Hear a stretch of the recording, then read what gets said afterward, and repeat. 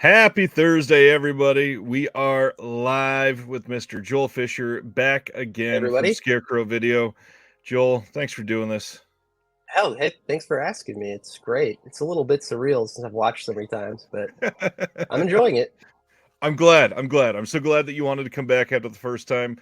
Before we get too deep into it, friend of the chat that's always here, Mr. Daniel Sibner. It is his birthday tonight, so hello and happy birthday, Daniel. Happy birthday. He says, best way to celebrate a birthday is to talk about physical media with all of us. Can't believe you're here with us.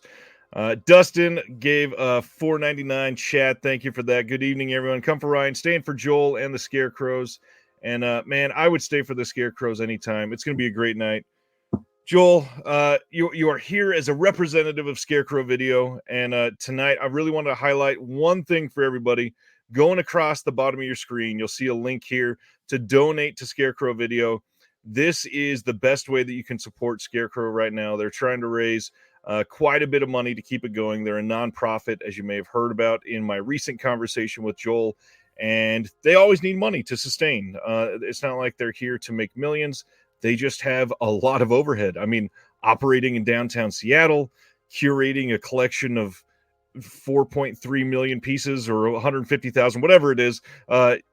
There's so many pieces that you have to spend a lot just for real estate. That's a big thing, but also the amount of people that donate their time is a big thing. So please consider giving to Scarecrow. This is a really important part for me and for Joel, obviously.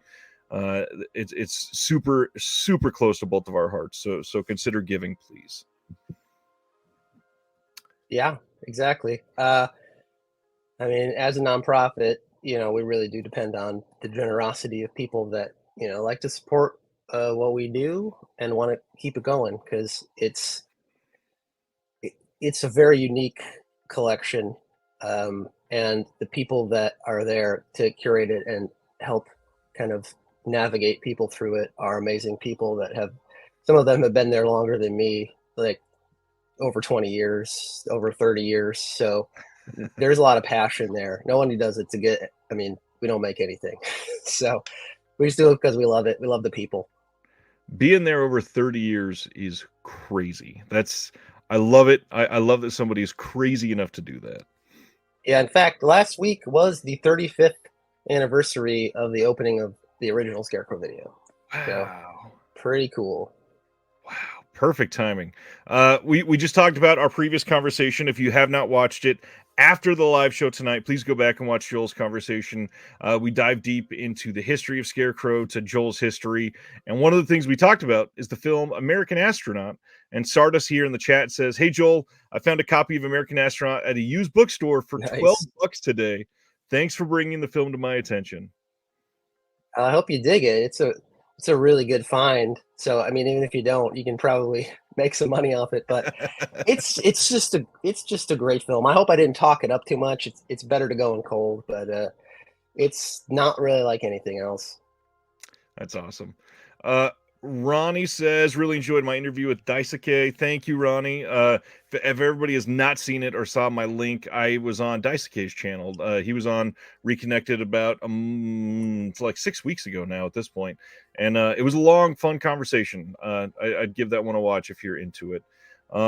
Gosh, there's a lot of stuff going on, and I really just can't wait to dive into everything. So how about some recent pickups, Joel? Anything that you've got in physical media wise you want to talk about? Yeah, this one came out a little bit ago, but I finally got in my Todd Slaughter box. Jealous. I've only Nice. seen one of these, so I'm looking forward to diving in because that was a good one. Murder in Red Barn was the one I saw, but most of the editions have been pretty bad throughout Right. the history. So this one is going to be nice. Very excited. Everybody that has got it in the Discord already seems to be very happy with what they've been watching. Yeah, I don't know when I'm going to find the time, but I'm looking forward to it when I do.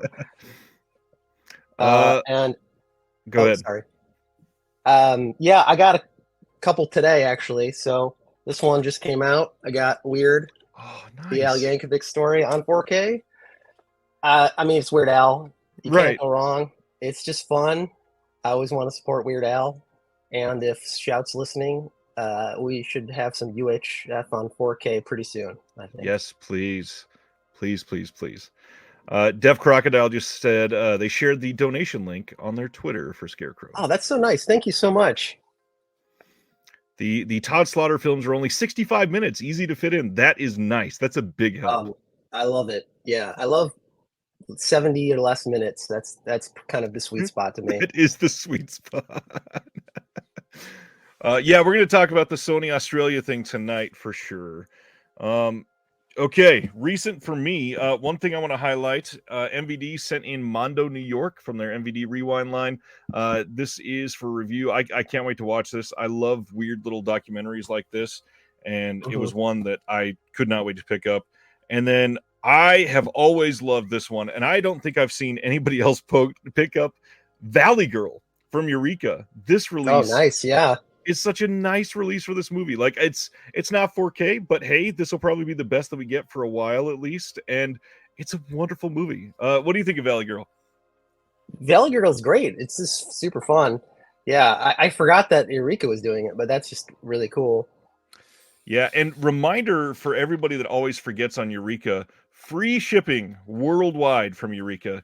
Don't know how they do it, but even if you only pick up one title, you get free shipping from the UK to anywhere in the world. How do they pay for that, Joel? I don't know, because international shipping is pretty darn expensive at this point. Like as expensive as just buying the disc, probably in a lot of cases. So I don't know how they can do that. That's amazing. I have taken advantage of that in the past, I have to say. It's definitely worth it.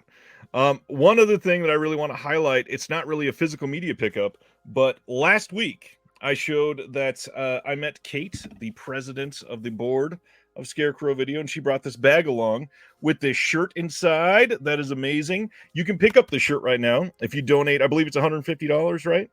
That's correct. And it also had a bunch of little stickers, which I am going to definitely use. My pride and joy, though, this is going on my Christmas tree tonight after our show.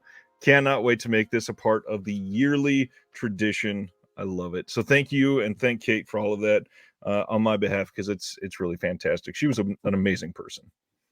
Absolutely. I mean, and thank you for all the help that you've had promoting, and just your enthusiasm for physical media. All things physical media is just amazing, and your tireless efforts.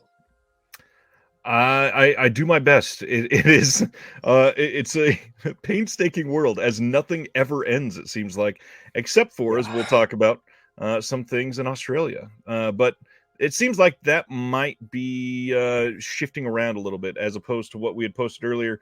Last thing I wanted to talk about, if anybody was interested in the Physical Media Advocate, the physical version, but didn't want to use Amazon, email me. I got some extra ones. I can send you a copy myself.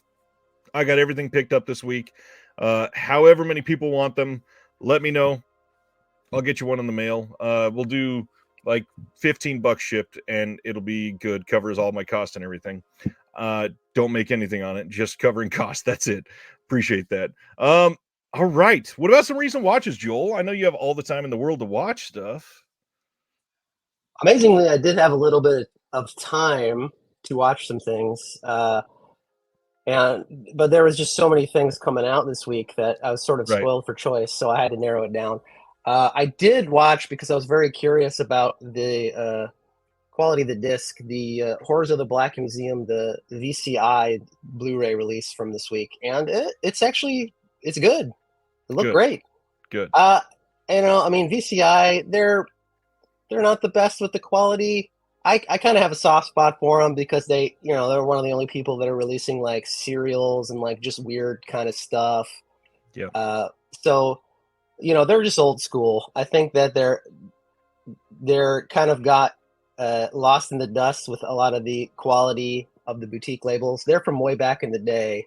They started out with film prints and tapes and stuff. So hopefully, this is a sign of things to come, and their Blu-rays are more improved. But it was great. It's a fun movie. I mean, if anyone hasn't seen it, you should check it out. It's super silly, and definitely watch the intro with Hypnovision. It's a hypnotist talking about the film, although it really doesn't have anything to do with hypnotism, actually. But the introduction is really interesting and funny, and it just makes me long for the days of these kind of silly gimmicks that they would try to tie in to bring people into things. I was just about to bring that up. I long for like a resurgence in the William Castle type, or the crazy Vincent Price hosted intros to something, and they make something extra scary. Like that would be so much fun nowadays. Yeah, I mean, if places are looking to try to draw people out, make a special kind of experience, you got to give them something interesting, something unique. But I think that's more about, like the personal touch and the showman, and that's just kind of lost as far as presentation for cinema just in general, because Yeah. everything is so corporate now. Sardis, the one that bought that movie earlier, we were talking about that. He says, Joel, are there any photos of the inventory from Scarecrow on the web to see? Love to see libraries of physical media. I don't know if we have any on the news site because honestly, I haven't spent a lot of time navigating to all the I don't think parts. so. I think there's stuff on like Yelp and TripAdvisor and some of those kind of sites. I don't know. I can try to scrounge some pictures and share them with folks in a Discord or wherever would be best. That'd be fun. Definitely be fun. Another key Discord moment. If you want a part of that, Patreon link in the description below. Look at that. Thanks for the promo, Joel. Recent watches. I had an interesting week in the last week. I got sick over this last weekend, so I haven't watched anything new this week. But last week, I made I've had some people make fun of my decisions of watching certain movies with my mom or my wife. And I sat them down last week and had them watch Larry Clark's Kids for the first time. Ah, And yeah, okay. I don't think I would be doing that, but what'd you think of Kids, Joel? it's been a long time since I've seen it. It's probably been since it came out. I don't know. I'm not a big Larry Clark fan. I feel like, yeah, he's not really for me too much. I get that. But, I appreciate that he does what he does. And I should Um, probably rewatch it since it's been a long time. it had been a long time for me, and for some reason, I remember there being much more like depicted on screen. The Hmm. movie's really only shocking because of the dialogue. Yeah, I think, like I said, I haven't seen it since, it was new, but maybe with the passage of time, uh, it seemed shocking at the time, but now it's quaint in comparison a little bit. I don't know. The big thing is hearing kids that age speak like that. I'm sure was quite shocking with the Yeah. pearl clutchers. Yeah, I mean, it's pretty realistic as far as uh, that kind of thing goes. I know that he was kind of exaggerating things a bit, but kids they are pretty vulgar. Yeah, yeah, yeah. I was definitely vulgar a little bit back then. Not as vulgar as that, but yeah, I could see that being accurate. And obviously, the storylines are pretty crazy for not expecting it. But yeah, I definitely chose to watch it with my mom. My mom and my wife both appreciate movies. They've watched literally everything else with me, so why not just continue it with Larry Clark's Kids? It seemed like a good time. It it wasn't as good as I remember, but hey, I'm glad I watched it again. Hmm. Let's see. Anything coming up at Scarecrow we should highlight before we go into announcements? Well, so we have the fundraiser going on, and we actually have a online series called Zeitgeist, where I think once a month or a couple times a month there's a speaker talking about topical sort of things about related to film from different perspectives. And so, unfortunately, this I think is going to coincide with when you're on. But on the 28th at 7 p.m. is the last one of the year, and it's called "What's Wrong with Hollywood" with Trina Griffin from Rising Reels. So that should be pretty interesting. You can read more about that on our website, scarecrowvideo.org. And that's just one of the kind of series of things that we can do with the help of people donating. Um, Before COVID happened, we were able to get a lot of grants and different things to support some of these programs, but it's been Yeah. really hard since then to really do that. So we've been kind of, keeping it going by ourselves. And we like to have, these different voices be able to speak on these topics and kind of highlight that. And, that's free all the time to anyone. And so, check it out if you can. And hopefully we'll be able to continue doing that into the next year as well. And that's just another reminder for the banner that's going across the bottom. If you want to support things like this that are free for the community, that you can access here from the comfort of your home, wherever you are in the world, make sure you give that link a visit tonight and give as much or as little as you can. It's a really important structure in the physical media community, and Scarecrow's been there longer than most, and hopefully we'll be there longer than many others that will fall out in due time. Hmm. All right. Well, hey, before we continue, I Yeah. just want to say another thing that I watched. We did get in the recent Vinegar Syndrome stuff, and Ooh. so I couldn't wait to dive into the Lost Films Yeah. collection. And uh, I watched a couple, but what I want to really highlight is the documentary on there, Against Nice. the Grain. Everyone should immediately watch that. It's a fantastic documentary. It'll give you a really great perspective about what it takes to, discover lost films and how to take care of the films that are in disrepair and at risk. It's just Right. really fascinating to see, what all goes into that and how hard these people work on it. So, uh, I would actually recommend maybe watching that before you watch any of the movies, just to get you a better perspective, Mm. because a lot of these movies, they're independent. They're not necessarily that well made in a traditional sense, but they have value. And if you go into them with the right perspective, you'll probably get a lot more out of it. And I think that the documentary talks about, just even the process of like how you're even able to see that. So going from that point of view might make people notice some more things or appreciate it. The stuff that I watched looked great, considering that they have been unavailable for so long. But they go more into that in the documentary about where the prints came from and uh, the condition and all of that. So highly recommended. Had you seen Elijah Drenner's other documentaries before this one? I haven't, no. Okay, so he's the one that did the Dick Miller documentary and Hmm. American Grindhouse, and from what I hear, those, which a lot of people, especially the Dick Miller one, it's a very high quality documentary, and supposedly Against the Grain is way better than both of those, which is saying something because those were already very high quality. Yeah, I thought it was fantastic, and I thought they did a pretty good job of kind of going through uh, like the process of what's happened over time. It's really interesting too.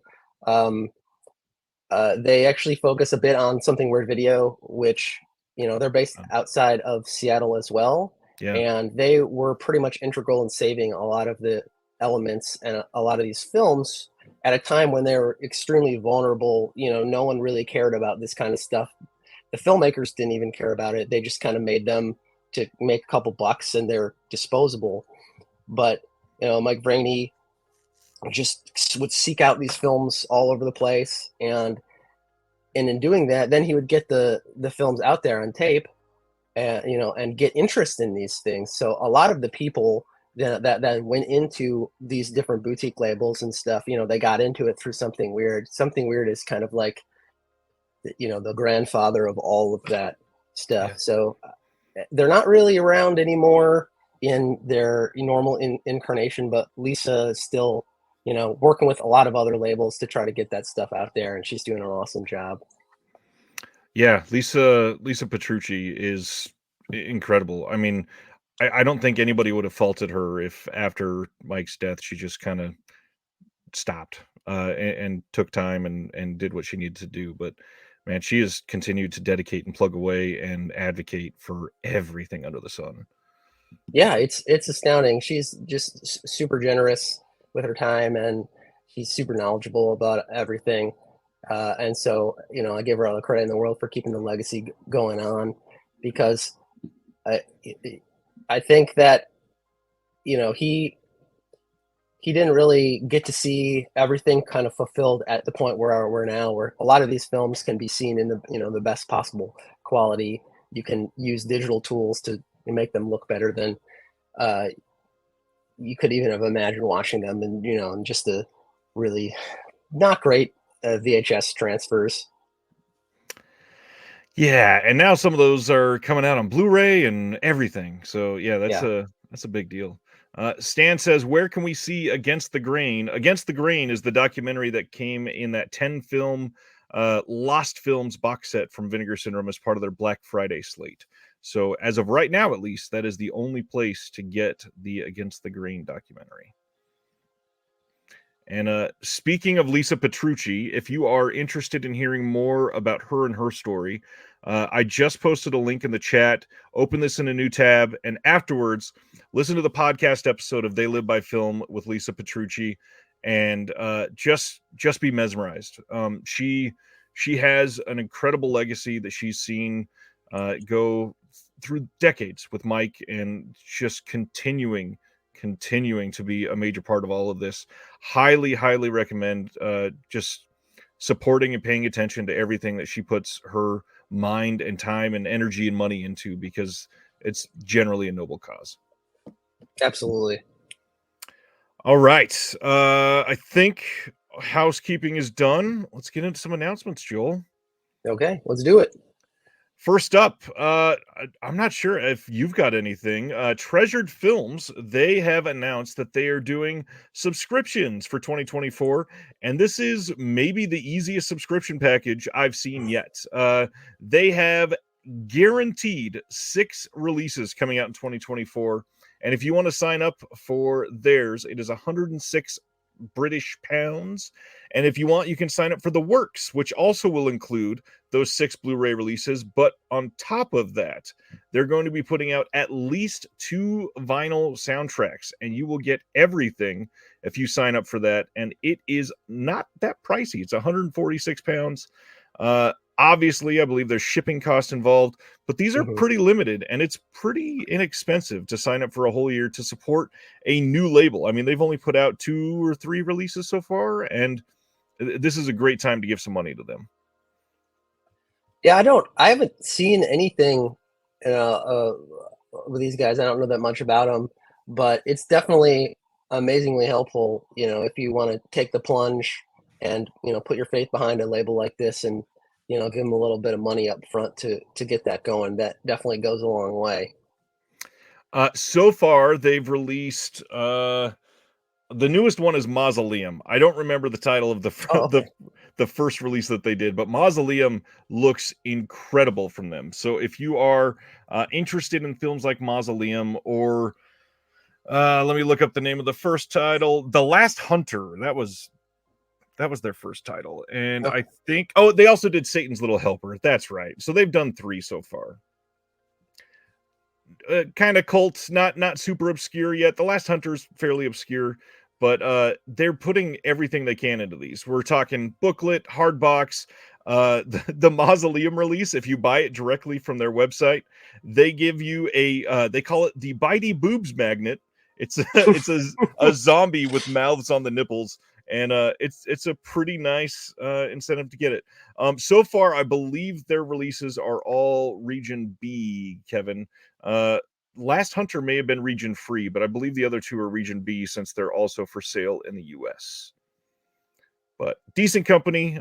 Graham, the owner over there, is a wonderful person to support. Highly recommend looking into Treasured Films. Check it out. Next up, Kino announced that coming soon they will put out Mr. Bug Goes to Town, the animated film from 1941. This has a 4K scan of the 35mm Technicolor successive exposure negative that was done in 2019 by Paramount. And this is also known as Happy Goes to Town. And it was produced by Max Fleischer and directed by Dave Fleischer. I am always stoked to see some of these old non-Disney animated films coming to Blu-ray. This was a big surprise for me. This was a nice way to start the week off because, Kino in the past, after they did the Pappy Freeling animated stuff, they said no more animation. It's just not really doing good. And so this is a big one. This is a great film, Yeah. and it hasn't really been released in any decent version. I know Thunderbeam was going to release it on Blu-ray, but that ended up not happening. So I'm really excited to see this, especially if they, the colors are just so vibrant and everything as they should be. This is if you like like vintage animation, classic animation, you can't go wrong with Fleischer. This is a really, really fun movie. You can't go wrong with Fleischer unless Warner screws up the transfers like they did with the other Fleischers. Yeah, that's not their fault. Their animation is great though, and if you are a fan of classic animation, buy this at like day one because you want to send a message to Kino to keep bringing that stuff out. There's a lot of famous studio and Fleischer stuff that Paramount has that has never been out there. So we want to let them know that there is an audience out there for them and to keep it coming, because obviously they're taking another chance on this since they've been so gun shy about doing animation. We want them to keep it coming because there's not a lot of people that would kind of put something like this out. And we've proven that works. I mean, Warner Archive putting out that Looney Tunes Collector's Edition Volume 1, it sold very well, and now Volume 2 is out, and Volume 3 is coming out in just a few months. Hopefully they keep those coming until they've exhausted the entire library. Yeah, exactly. I mean, there is so much great classic animation, especially there's a lot of stuff that has just never been released on anything, or they have public domain kind of really bad releases. So there is a wealth of stuff out there that they can draw from if they see a market. That's the thing. I am a huge fan of classic animation, and a reminder to everybody, Deaf Crocodile has been the best in the game at animation this year. So when you're voting for the Shelf Shock Rewind Awards for the animation category, make sure you look at your Deaf Crocodile releases. Absolutely. 100%. Next up is First Love from 1977 is coming on Blue from Kino. This is a 2021 master from a 4K scan. I've never seen this one, and I know very little about it, but I'm sure you've seen this one because you've seen. I've never seen this. I mean, we have it. It's on tape. It's never been on disc, so that's really great that it's coming out. That's what I love about Kino. They find little things like this, that haven't been available. I don't know if it's good or not, but someone will probably appreciate it, and so they're kind of resurrecting it and going to allow it to have a new audience. And that's really what it's all about. That Kino continues to do that. Imprint continues to do that. Umbrella has done that quite a few times this year. The amount of labels that are seemingly finding stuff that's never been on disc anywhere in the world, it's been a great year for stuff like that. Yeah, and it is nice. It seems like even though a lot of the studios aren't that interested in physical media releases, they are interested in preservation and are doing work behind the scenes to, make new scans and all this stuff. We just need to send the message to them that we want those scans on discs, on nice editions. And, somebody like Paramount is great because they used to not really want to license, and then they decided they're going to license, and then they decided they're not going to license, and now they're back to licensing to everybody that will, take it. So that's a good development. Hopefully that will continue that. And not only are they licensing, they're also releasing a bunch of their stuff, which wasn't happening either. Exactly. So it's a great time for that. Let's see. Michael Smith says, I'm old enough to remember when this hit cable. As a teen, I was only interested because there's a little bit of nudity from the standard romantic soft focus film. Yeah, I totally get that. Next up, February 13th, in a Blu-ray Steelbook, The Walking Dead Daryl Dixon Season 1 is coming from AMC. I have not seen any of The Walking Dead since season 2. Are you a big Walking Dead person, Joel? No, I am not into Walking Dead. I saw one episode and I was like, that's fine.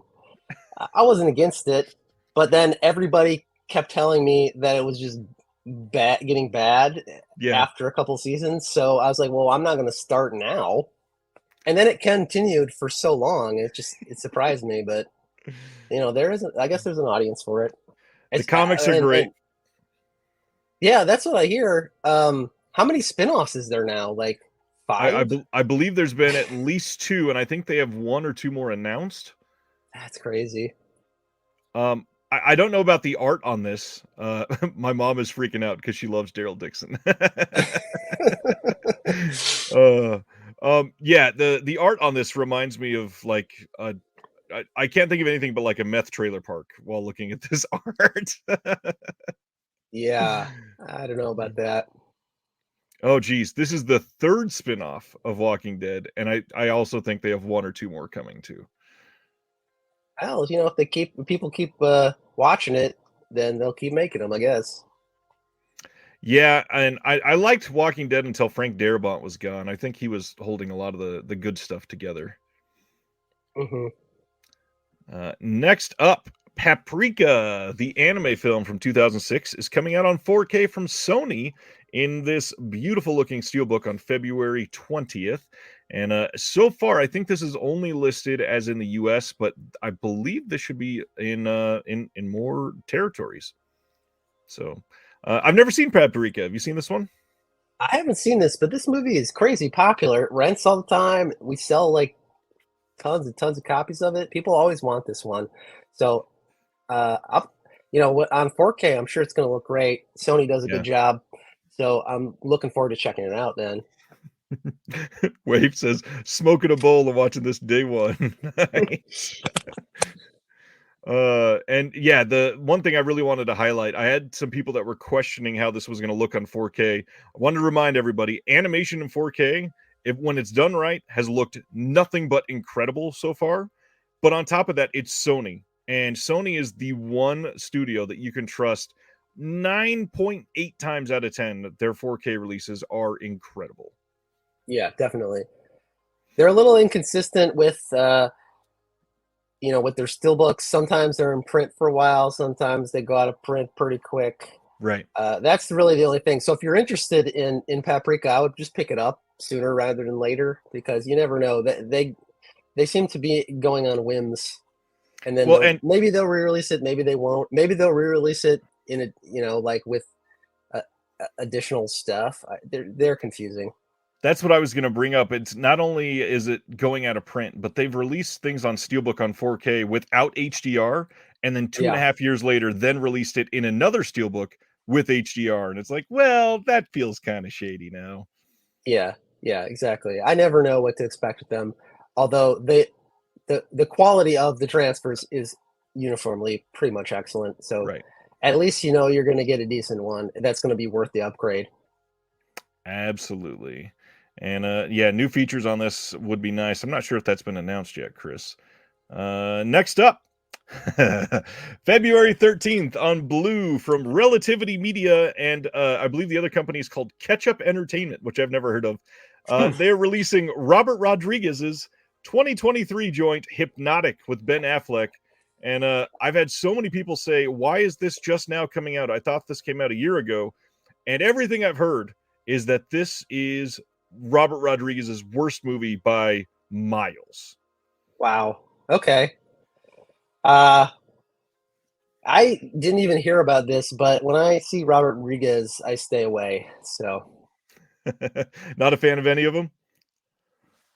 no, I mean, I haven't seen all of his movies just because You I could say haven't no, really Joel. appreciated them that much. I mean, some of them are okay. It's just he's not really my thing. He doesn't make movies for me, and that's fine. Everybody is saying how bad it is. Oh, I love this.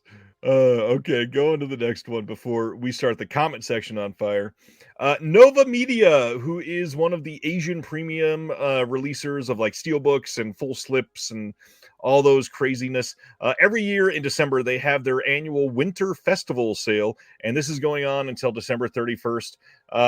Just keep in mind a few things when you go over there and you check out their website. If you see like 5 titles, you're like, these look great. You put them all in your cart, they will charge you like I think it's like $80 for shipping. Uh, just keep in mind, if you only buy 1 or 2, it drops down to a fairly reasonable rate. There's some like exponential algorithm with the shipping. Don't have a heart attack the moment you first look at it. Play around with it for a minute. I also think there's another option for, I think it's called Easy Pack or something like that. That's a little bit cheaper. Just look around. Unfortunately, I'm not the expert on it, but I did want to say watch out because it does feel a little crazy when you first go in there. Next up, Paramount is releasing The Man Who Shot Liberty Valance from 1962 on 4K again. And this is the exact same disc that was in their Paramount Presents line. But what's odd, that Paramount Presents release is not out of print yet. So they're just adding another like variant release of The Man Who Shot Liberty Valance on 4K. Yeah, I mean, it's a classic, so it definitely deserves to be in circulation. I kind of like the cover art better than the Paramount Presents one. It's a little classier, so Yeah. that's cool. At least you get a choice on that. Yeah, this will be out on March 5th, and the Paramount Presents lines, if I remember right, I believe I was told they are limited to 6,000 copies. So they may be anticipating that one going out of print, or they could just say, hey, I want more opportunities. Yeah, Who the knows? Paramount Presents is another confusing line because I know some of their stuff has gone out of print and gotten re-released, and some of it goes out of print and doesn't get re-released. I don't know how they determine when that's going to happen, but it's nice that they're keeping some of these out there. Right, I agree. Wave, from what I hear, this is supposed to be the exact same disc as what was in the Paramount Presents release, unfortunately. Next up is Beverly Hills Cop 3. Lots of Paramount love tonight. This is coming on February 20th. And I'll just say now, there is a lot of Eddie Murphy love coming this year, it seems like. Not only are they doing part 3 by itself, but they are adding that to a collection where you can get all 3 of the Beverly Hills Cop films on 4K right in time for the 4th one to come out on Netflix. Trailer for that just dropped, I believe, today or yesterday. And yeah, these are both going to be available February 20th. How do you feel about Mr. Axel Foley, Joel? Well, the first one is a masterpiece, a classic. It's hilarious. I'll never get tired of it. I like this. I like all of them. I'm gonna say it. I like two. A lot of people don't, but Tony Scott is always fun. And then the third one is a mess. It's not a great film, but I don't know. I enjoy it. I like the theme park aspect of it. It's kind of fun. It's got the normal like John Landis like funny cameos of directors and other weird stuff going on. So it's if you don't think about it compared to the first or even the second film, then it can be enjoyable on its own. I remember going back to Beverly Hills Cop years after it came out and watched it with my wife, and it was the first time she'd ever seen it. And I just remembered it being like every other buddy cop movie that was coming up around that time. And the first 10 minutes of that first movie is way more violent, way Oh more yeah. in your face, much more cussing than you get from any of those other movies. I'm like, damn, this is actually really gritty and good from what I remember. Yeah, I watched it. The first one I revisited a couple years ago, and it's just when you see Eddie Murphy in his prime, it's so great. It reminds you Yeah. just like how funny he was, and how just I don't know. He basically could do anything in the film, and it was just hilarious. And he kind of carried it on his personality, and it just works. I don't know. That was just the time, and he's gone through a lot. Hopefully, they can rekindle some of that in the new one. I haven't seen the trailer or anything yet. I'm not anticipating too much out of it after this long, but maybe they'll surprise us. The trailer actually brought back some feels, and Judge Reinhold's in there again, and yeah, it looks good. Dustin says, fun fact, the only Beverly Hills Cop film I've seen is the third one. Love the amusement park setting. Yeah. We'll talk about Mr. Murphy again in just a minute, but first, Fallen Leaves from this year is coming on Blu-ray from Mubi in the UK on March 11th, and this is probably a decent time to remind everybody to keep an eye on Mubi. Not only streaming, which a lot of people in the US have paid attention to because they do their very like specifically curated titles that rotate. I think they're only in there for 30 days or whatever.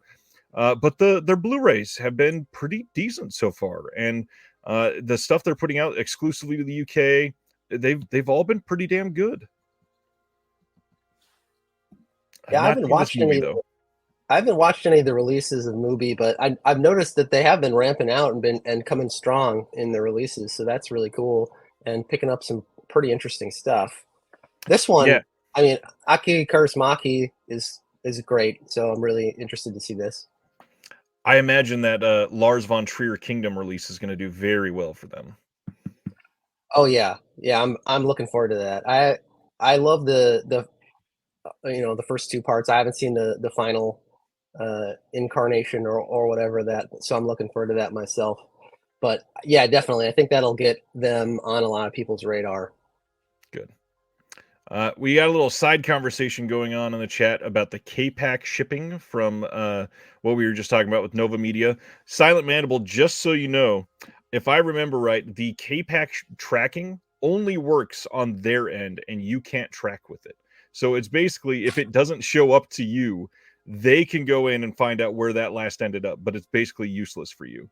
So yeah, keep that in mind. Next up, MGM coming in with Poppy from 1969. This is coming on January 2nd, and you can pre-order this now. This one says Puerto Rican widower Abraham Rodriguez, known as Poppy to his preteen sons, grapples with poverty and hardship in their Spanish Harlem neighborhood. Desperate to provide his sons every opportunity to succeed, and noting the reverence with which Americans treat Cuban immigrants, Poppy lights upon a wild scheme. He sets his boys afloat in a boat off the coast of Florida, confident that they will be rescued as Cuban refugees and adopted by wealthy patrons. I have not seen this one. Have you seen this one?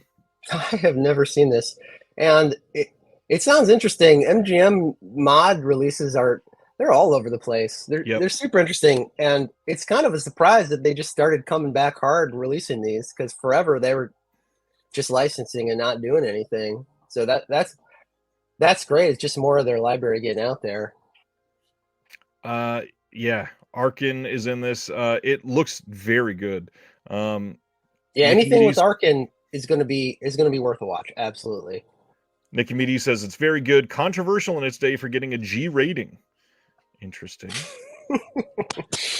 Wow. Interesting. Eddie Murphy back again, January 9th. They are releasing Raw on Blu-ray, his stand-up special. This one's interesting. This came out of nowhere. Yeah. Obviously, I think many people would be more excited about Delirious, but if I remember right, that one was shot on tape, I think. Yeah, it's been a long time since I've seen either of them, but I remember Delirious being the stronger of the two, so it is an interesting choice. Hey, but that's that's good. It's getting out there. Yeah. I don't love the cover on it. It's also bothersome that at least if they're doing their job right, this does appear to be a BDR coming from Paramount. That's an interesting choice. Yeah, I don't think they've done any BDRs though. I think they've all been pressed. I imagine the first run will probably be a pressed mod, and then they might go burned after that, depending on how many they're selling. That's a Yeah, tough one. I wish they would actually just let people know about that kind of stuff. I think it would drive the sales, if they're like, hey, the first edition of however many copies is going to be pressed. I think people are going to buy it sooner rather than later. But, it's just, it kind of, to me, it's kind of off putting, because if I want to buy something, I don't want to take the chance and necessarily pay a bunch for a BDR. I mean, I'm a little prejudiced against BDRs. It's unfair, I know, but they cost more for something that's less durable. Yep. So it just rubs me the wrong way. I wish they would be more transparent. Not necessarily Paramount specifically, just all of these companies that do these ones. Beyond that, the worst part is if you do like, oh gosh, I can't remember the specific release, but I've done this before where they advertise this, but I kind of thought, hey, it might be a pressed mod. Let's wait for reviews. The reviews came out and it was pressed mod for the very first run, but that first run was literally like 500. And when you go to buy one because the review said that it was pressed, now they're burned already. Yeah, it's a mess. I remember when But I'm a Cheerleader came out, they had Yes. mod editions and pressed editions at the same time somehow. And so when we would order them, we never knew what we were going to get, Yep. which is extremely frustrating. But yeah, I guess that's how it works. I don't know. I don't know how much control these specific companies have, or if Allied Vaughn, who usually takes care of all this stuff, is the one making the call on that. But it's super inconsistent. So it would be nice if they could at least let people know what's happening. Transparency goes a long way. It really does. Yeah, absolutely. Next up, Oh yeah. Tormented from 1960 is coming from Film Masters. This is coming in April. I don't know specifically which date yet.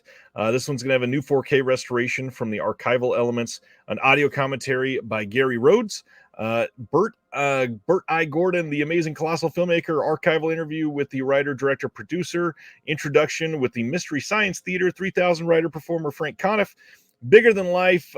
We got a new Ballyhoo motion picture documentary featuring C. Courtney Joyner, and you have the MST3K version of Tormented, which there is a lot on this disc. I'm so glad that this is getting this crazy deluxe treatment. This is going to be a really fun release. I think this is actually a really effective, great, creepy movie.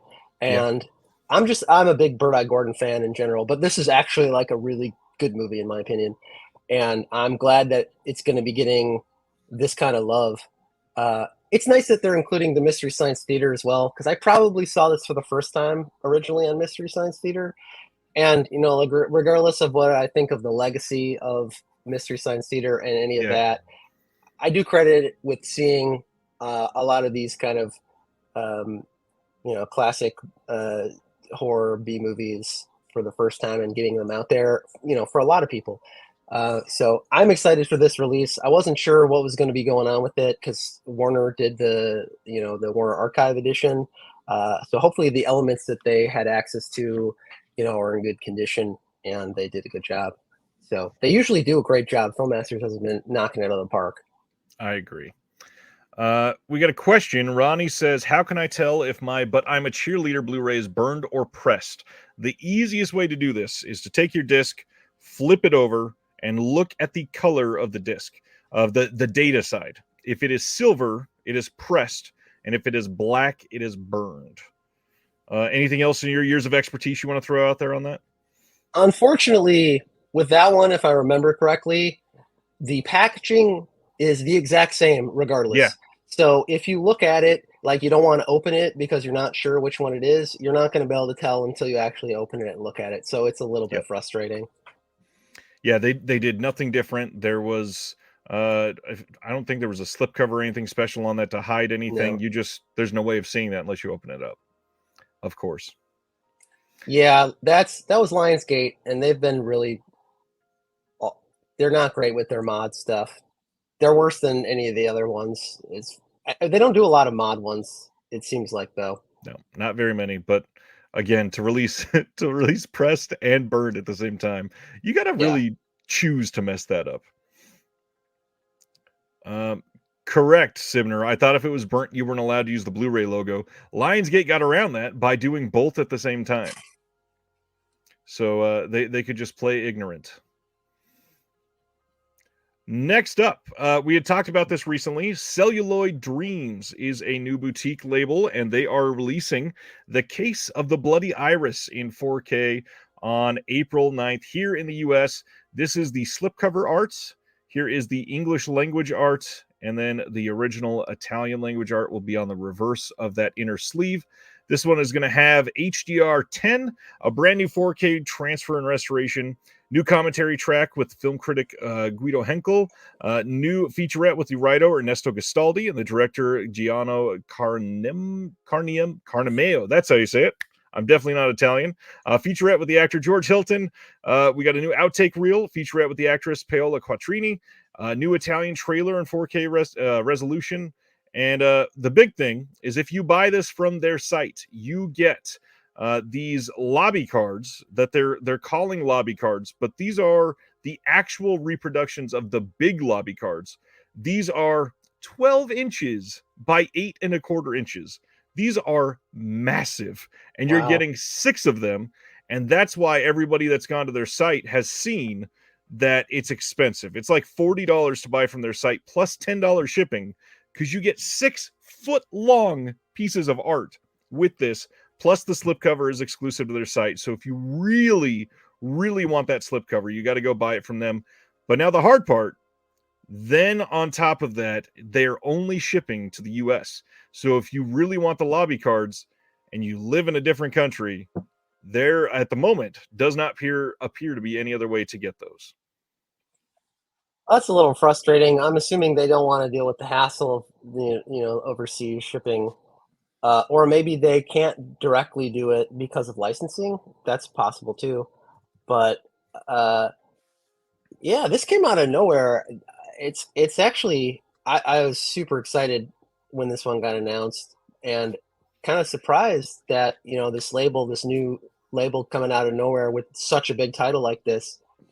I mean, it's not really that big of a title, but for Jolly fans, this is a big title. It's an Edwidge Finish Giallo that hasn't been on high def at all, and it's fantastic. So they went all out on this, and I'm glad that they're giving it the love that it deserves.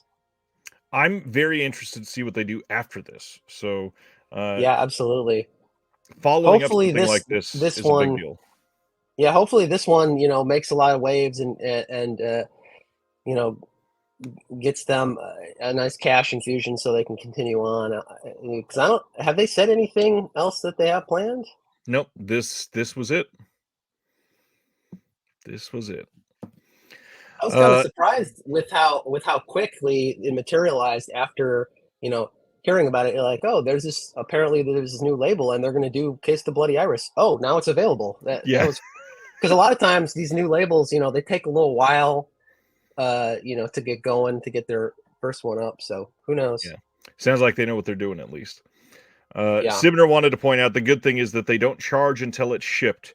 And I would say the good part of that is relative. I know that there are a lot of people that appreciate I can pay for it now and the money's out of my account, so I don't have to worry about it in April when they ship it, because I don't know what my April life is going to be like. So could be good, could be bad. Sibner also points out that it's on Blu-ray, but it's through Shameless, so it may as well not be on Blu-ray. That doesn't really count. I love that we both had that same feeling. Oh man. So yeah, this looks decent. And if you are in another country, you can buy this from Diabolic already. They are taking pre-orders, and it's only I think $30 on 4K through Diabolic. But also, I believe they are working on international shipping. I'm just not sure if they're going to be able to do that anytime soon. So if you really want to lock this down, you may want to do it through Diabolic. But again, no slipcover if you're super into that. Have you seen this one? I think I saw a really poor Tubi stream of it a while ago, so I don't really count it. I remember not liking the presentation and just really being turned off by it.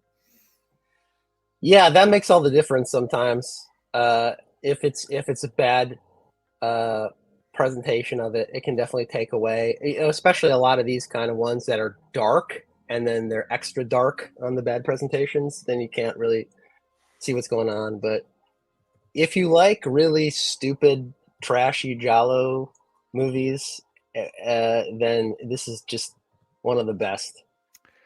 And I really have to ask, if you don't, why are you here? I'm just kidding.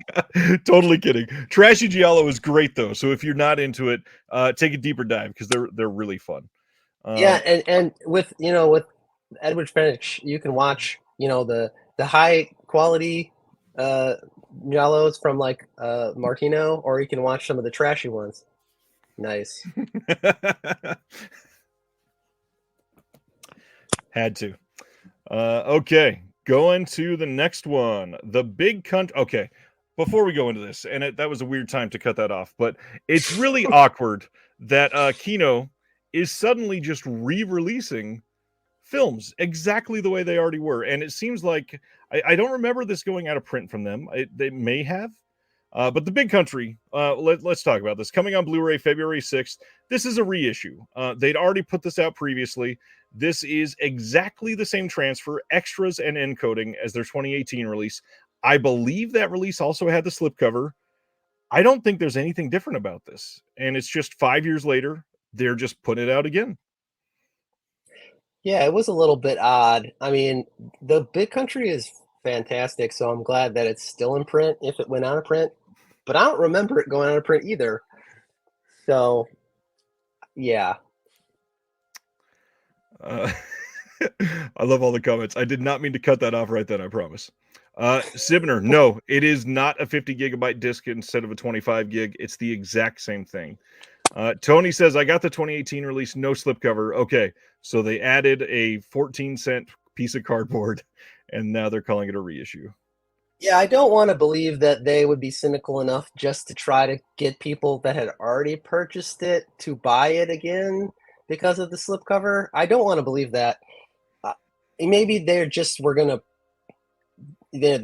of their pressing, so they were going to press more, and they're like, oh, we'll just do a new edition with the slipcover because people like that. I don't know.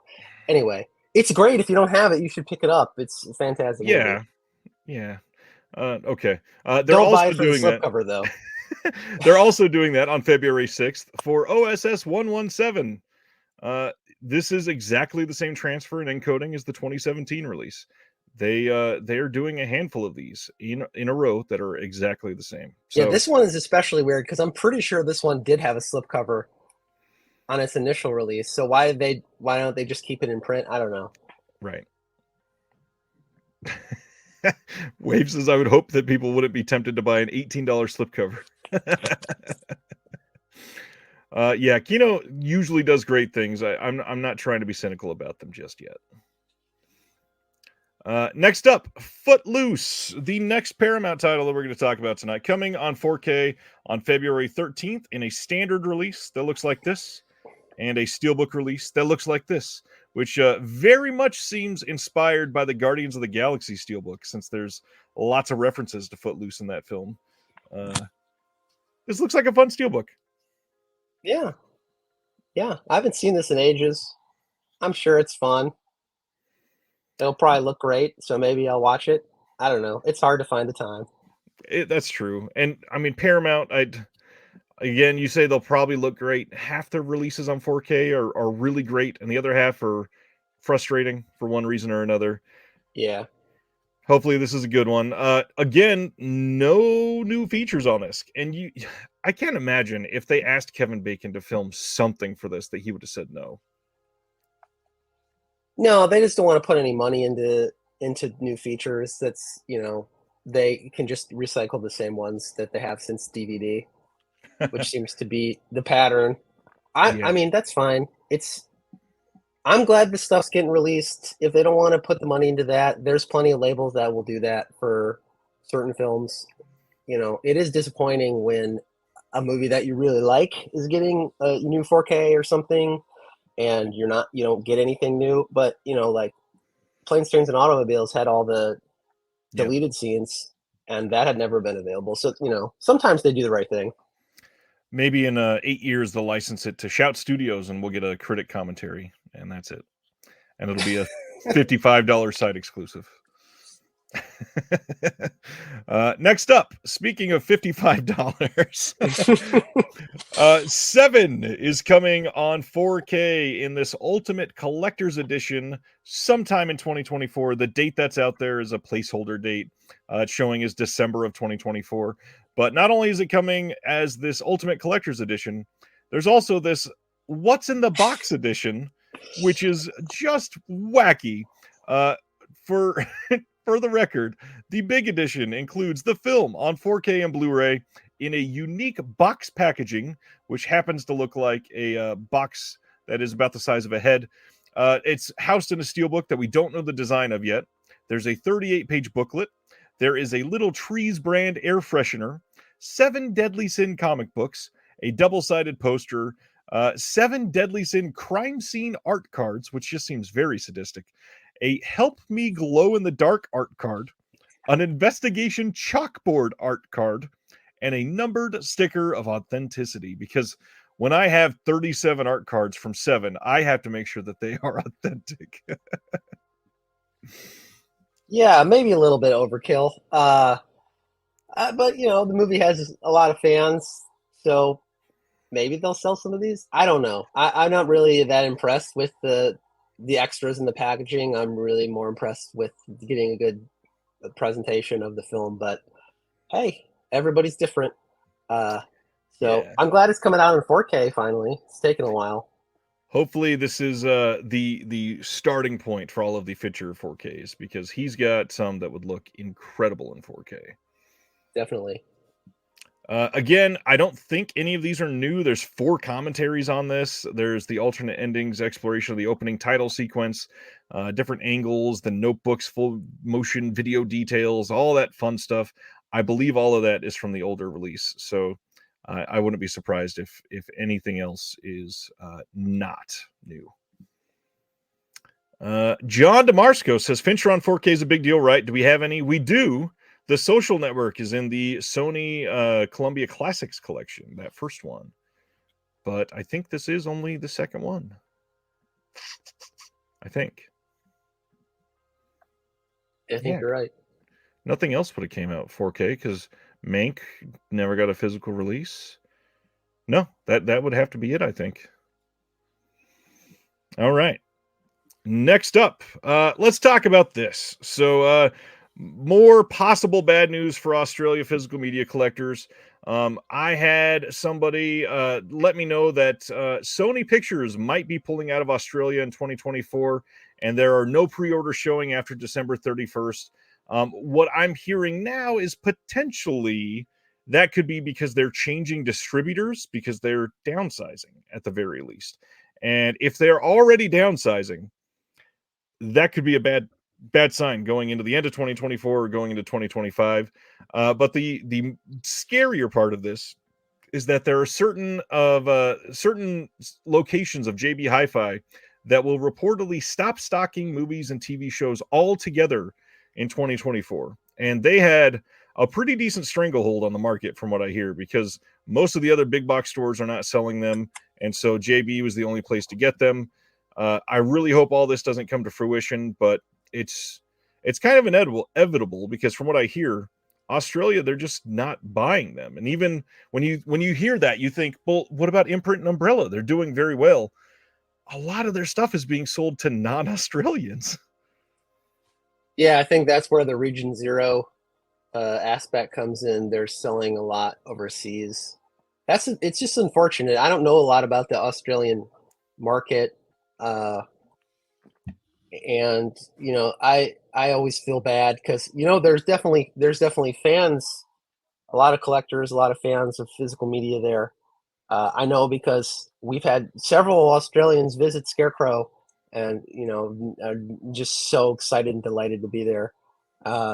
And But I don't know, if the market can't really sustain it, and especially with Disney stopping, the corporations will, they're looking at that stuff and they're taking cues from one another. So once somebody does something, they all start looking at each other thinking, oh, hey, maybe we need to do this as well. But I guess we'll have to see how it shakes out. The hard part is when Disney pulls out like that, places like Paramount and Sony and all the other major studios that are still down there will only look at it as data. Well, now Disney's gone. Look, they're selling less and less discs down there. Well, yeah, there's less Yeah, for sale. Of course, you're going to be selling less. exactly. Yeah, and I don't know as far as like how many people buy retail in person, how many buy online. but less options is never going to be good. Right. It's just going to be less options, and so someone that might have bought a disc because it was convenient to what they were doing, uh, when presented with that opportunity, might not otherwise, and that just chips away at the numbers. Yeah, I mean, not to completely go back to the conversation we had 2 months ago, but that's kind of what really keeps grinding my gears about this whole Best Buy situation. There's still Mhm. countless people I'm seeing, Walmart announcing an exclusive steelbook. I think we talked about some last week, and other people saying, "Oh, it's so great! I don't have to deal with Best Buy anymore." And now Walmart and Amazon are picking up the slack. That doesn't help us. I mean, if less people are selling them, less competition means they have less motivation to do better. It doesn't do anything good Yeah, for any of us. exactly. And a lot of these companies, it varies. I know Best Buy was the same, Walmart's the same. In some areas, they have a really robust selection. In some areas, they don't. So just because your specific location decides that it's not worth doing it, doesn't mean that other ones aren't a really good avenue for people to pick up that kind of stuff. Right. And so you just got to think about the whole picture. And the labels just need to be getting out there. Just having stuff on shelves that people can kind of see.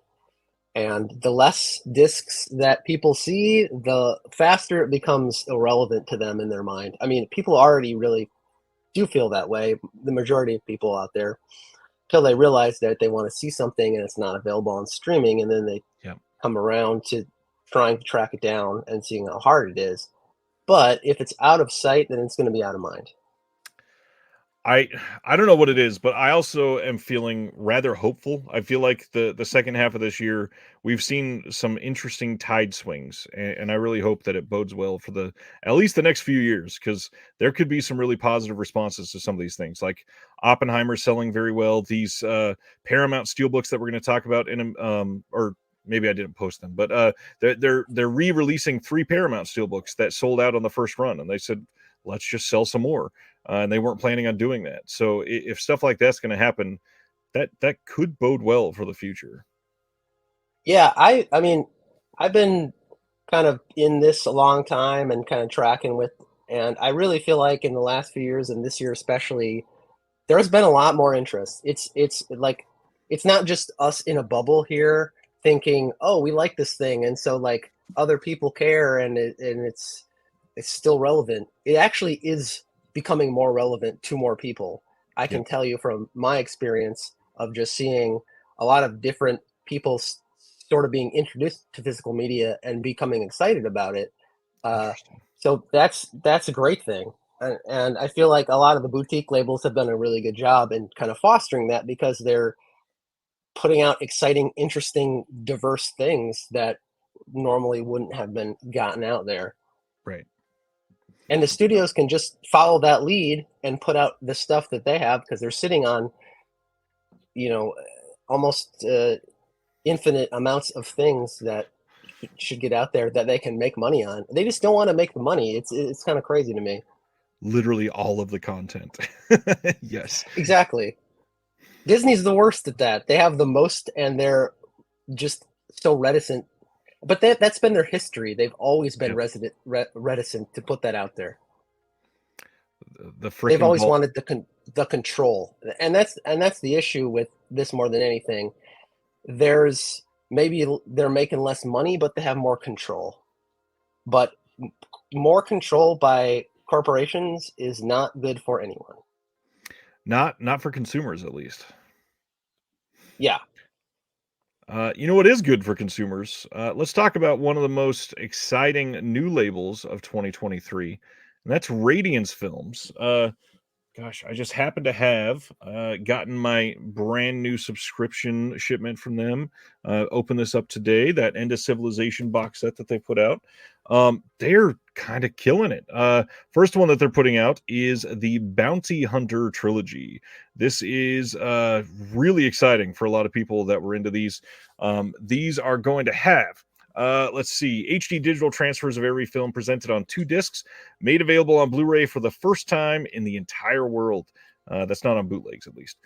Commentary on Killer's Mission by Tom Mess. Interview with film historian and Shigehiro Ozawa expert Akihito Ito about the filmmaker. Visual essay on Aichi Kudo by Japanese cinema expert Robin Gatto. Series poster and press image gallery, some trailers, some subs, 6 postcards of artwork from the films, and then, of course, they always got a nice booklet in here with new writing by samurai film expert Elaine Silver, an obituary and interview piece, and just so much going into these. This looks like a wonderful release, and you can get it for like $40. This is going to be great. Yeah, I'm excited about this. I haven't actually seen any of these, and these sound just so great. And with Radiance putting it out, they're going to look fantastic. They're going to have great bonus features, contextualize everything. So I'm definitely in for this one. Have you paid much attention to Radiance this year? Got anything from them? Radiance is fantastic. Their slate has been so diverse and interesting, but everyone they put so much love into, and it's really apparent that they are very carefully curating their selections. So yeah, I love Radiance. It's amazing to think that this has been their first year, because it seems like they've been putting out such fantastic releases. While doing everything for the Shelf Shock Rewind Awards this year, I've had more questions clarifying about Radiance than anything else, I think, because their first release was on January 2nd of this year, and nobody can believe that. Everybody's like, no, they've had to have been around for a couple of years at this point. Nope. Yeah, I was thinking back about it, because that was Big Time Gambling Boss, right? That was their Yes, first. sir. And if anyone hasn't gotten that movie is amazing. You know, even if you're not a huge Yakuza movie fan, it's got a different feel than a lot of them. It's excellent. I would definitely recommend it. Nice. Yeah, only 1 year, and I can tell you from the CSC nominations that are already coming in for the Shelf Shock Awards, they're going to be mentioned for sure. They've put out some more stuff coming out though. I totally forgot the release date on that one. That's March 25th in the UK, and it's also coming out on March 26th in the US and Canada. So that's an exciting thing that it's everywhere. This next one is March 25th in the UK only on Blu-ray. This is Tony Arzenta, which is also called No Way Out with Elaine Delon. This one is going to have an archival interview with Elaine Delon from 1973, new interview with Eurocrime authority Mike Malloy on the film's place within the Poliziotteschi canon, select scene commentary with the critic Peter Jilmstad on the incredible supporting cast of the film, and then, of course, we got a booklet. I've not seen this one either. This has been a big one. This is a great one. It's amazing that they're resurrecting this, because it hasn't really had that good releases, and it's a fantastic movie. So definitely, if you're into the Italian crime, it's worth watching. Absolutely. Wait a minute, Deaf Crocodile, you're saying Solomon King released in 2023? That doesn't feel right at all. I'm gonna have to look this up. I'm not gonna believe that one. Good God. That came out in January of 2023. What the hell? Wow. Oh, it's been a long year. Like so long ago. All right. Next title from Radiance. That one's just UK only, correct? UK only, yes, sir. It's interesting because this has never come out in the States on any edition. So I wonder if there is actually some issue with the rights going on. Very interesting.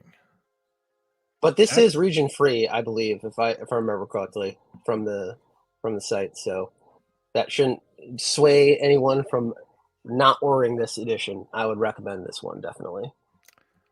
I've heard literally nothing but great things about this, and it is listed as region free on the Radiant site. So if you're into it, take a look at it, please. It is interesting with the Radiance, the titles that they don't license for the United States that necessarily they might have licensed. Some obviously are licensed by other people, but something like this, like Man on the Roof, which is also region free, who knows if somebody's going to put them out here, but I just wonder what goes into that decision. Wave in the comments is saying that in the Twitter replies, Radiant said that the U.S. rights just plain weren't available. Yeah, I wonder who does hold the rights to that. That's an Since it has interesting one. never come out, there's never been an edition on any format, as far as I know. Jeez. All right. Next one is March 25th. Again, UK only. This is Sujo River from 2000. And this one says Mardar is a small time crook who delivers packages without asking questions until he is tasked with delivering Mai Mai, the daughter of shady smuggler. Looking exactly like his long lost love, Mudan, who threw herself into the Sujo River, Mardar becomes convinced she is his dead lover. Set within the murky wastelands of Shanghai, Ye Lao's award-winning retooling of Hitchcock's Vertigo is a visual treat that features the kinetic style of Wong Kar-wai's Chungking Express. A unique take on the neo-noir genre, Sujo River is newly restored in 4K, made available on Blu-ray for the first time in the UK. There's a newly filmed interview with critic and programmer Tony Raines on this, a short film documentary portrait by Lou of his home city from 2001. There's the original trailer, and then a booklet, of course, with new writing by Josh Slater Williams and a newly translated archival interview with Ye Lao. Yeah, this one sounded really great too. Yeah, this one I've seen. I haven't seen the movie, but I've looked at multiple times and wanted to watch, but I haven't checked it out yet. Strand put it out in the States earlier this year, Yeah, in a bare bones edition. So if you're interested in this, this is probably the edition that you're going to go with. Absolutely. yeah. Radiance is. If two companies are putting it out, it's going to be rare that Radiance is going to be topped. Next one is March 25th in the UK only, a story written with water from 1965. This is by Kiju Yoshida, who also did, what was the other one? Arrows, I believe, is the other one that Arrow Academy put out previously that Yoshida also did. They might have done a trilogy even. I just remember watching that. The box set. Oh, here it is, Arrows and Massacre. Yeah. Yeah.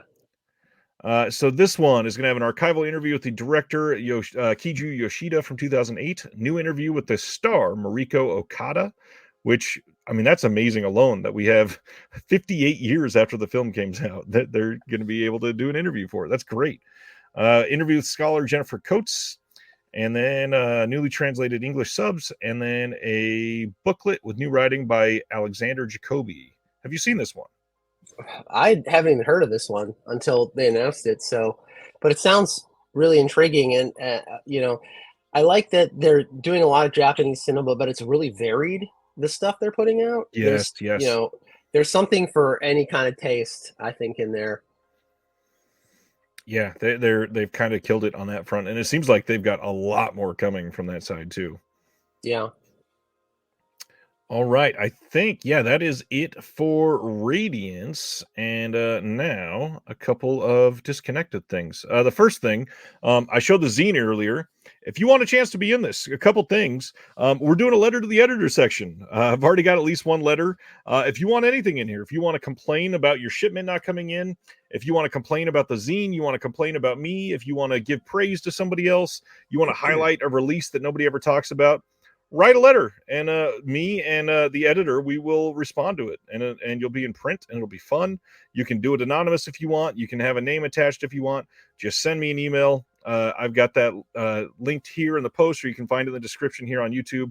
But on top of that, if you want to write an actual article for the zine, I've not had to really ask anybody to write for this thing yet. So if you want to be printed in here, listed as an author on Amazon and everything, you can write for the zine. Let's talk about it. Send me an email. We'll talk about it, some ideas. We'll try to get some stuff in the future. And that's how everything that's been in the zine so far has come to be. I've just talked to people and they said, hey, I'd write for it, and they'd send it in, and it's freaking great. So if you're into it, let me know. Send me an email. I'm also thinking about doing a buy, sell, trade section at the end of the zine. If anybody's into that, let me know, because if people would use it, I might put it in there like a classified section. Next thing, I put up an interview this week with somebody, and not a bunch of people are watching this yet. And I just wanted to point out, all of the stuff I put out that's with filmmakers gets hardly any views. People watch if it's about physical media, but man, I like some of my other stuff about filmmakers, and people should give it a watch. I talked to Todd Strauss Schulson, and he is the director of The Final Girls from 2015. And his first movie was a very Harold and Kumar Christmas. And this guy is amazing. Some of the stuff that he talks about is a ridiculously interesting path that he took. Hearing him just get gleeful about the first time he saw his films in a video store, his love for extras on discs is palpable. It's a whole lot of fun. So I think people should give it a watch. I haven't watched this yet, but just because I've been super busy this week. But Ryan's interviews are always really good. He asks great questions, and he follows up and continues on the threads, which a lot of people don't do if they specifically have something that they're wanting to shape the interview as. But Ryan will definitely allow it to organically grow, and I really appreciate that, because that's where you get to the really special sort of information during his interviews. I appreciate that. And the secret behind that is I don't prepare at all. All right, going to more announcements.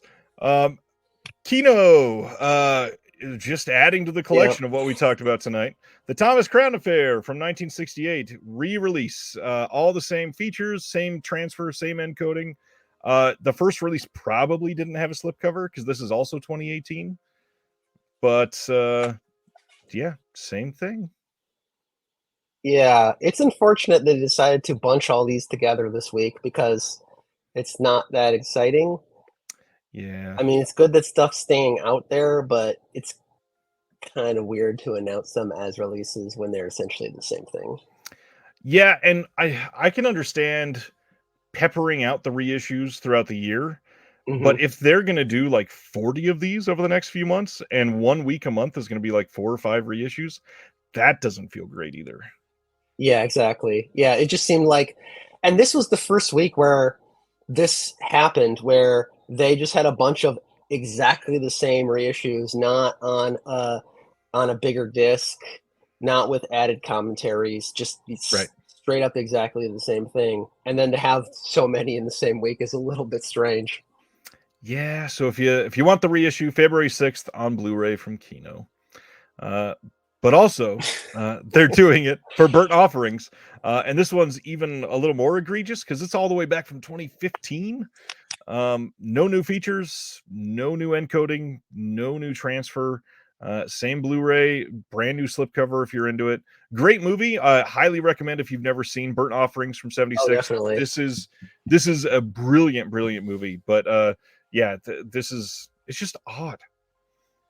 A lot of these, I honestly don't remember going on a print, so it just confuses me more. Because I try to pay attention to that kind of stuff, or you watch the sales where stuff's in, while supplies last, and so you kind of get an idea of what's not going to be available. But a bunch of these ones, I feel like, did they go out of print? Really? I think 1 or 2 of these may have, and I agree with Craig here. I think all they did was re-up the licensing on them, which means they'll have them for another 5 years. But to announce them as a new release is a very odd move. Very odd move. Next up, even though Kino has been weird, this might be the weirdest thing of this entire week. Shout Studios announced 2 brand new website exclusives. The first one, Deadly Outlaw Rekka from 2002. And I can't believe I have to say this sentence.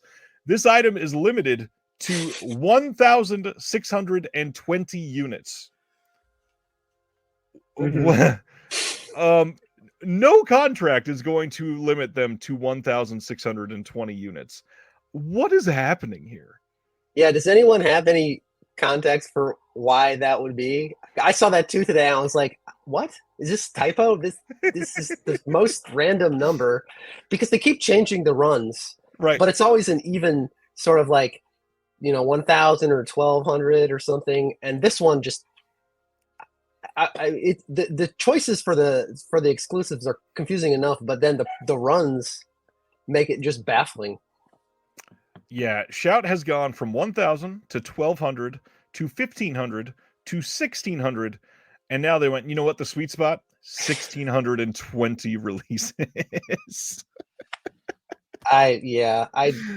I don't know about them anymore. They confuse me in their choices. I mean, obviously they're privy to information that other people don't have, so Are they? whatever. I don't know. I like to think that. I like to think that they have a reason behind this because it's too strange. Maybe they're just trolling everyone. It could be. Nick Avidi says 1,620 units or 1,800 Canadian. I forgot the transfer rate. I'm sorry. Yeah. So, the most infuriating thing about this would sell very well if this was a wide release. There's no doubt about that. This should not be a site exclusive. Beyond that, it's $30. There's no extra features on it, not even a trailer listed, no information about a new restoration or transfer, nothing. And they want you to spend $30 plus shipping if you're just buying this one release. That's a lot. Yeah, I think they're trying to try to push with some of these exclusives just how little they can do and get people to pay for them, which is kind of unfortunate. Yeah. I think that people aren't really biting that much anymore because now that they have the actual counts of remaining stock on the actual site, you can kind of see some of the exclusive haven't really sold that well. So I'm curious to see how well these ones do. I mean, this is a Miike film, so it seems like they wouldn't have any trouble selling them if they actually did a decent edition and a wide release. But Yeah. like I said, I don't know how they make their decisions. I don't think the landing at Plymouth Rock is the reason for the 1620, Ronnie, but that's a great theory. I love this. Let's see. They're also doing Samurai Resurrection from 2003. Again, limited to 1620. Again, no features listed. Again, $30.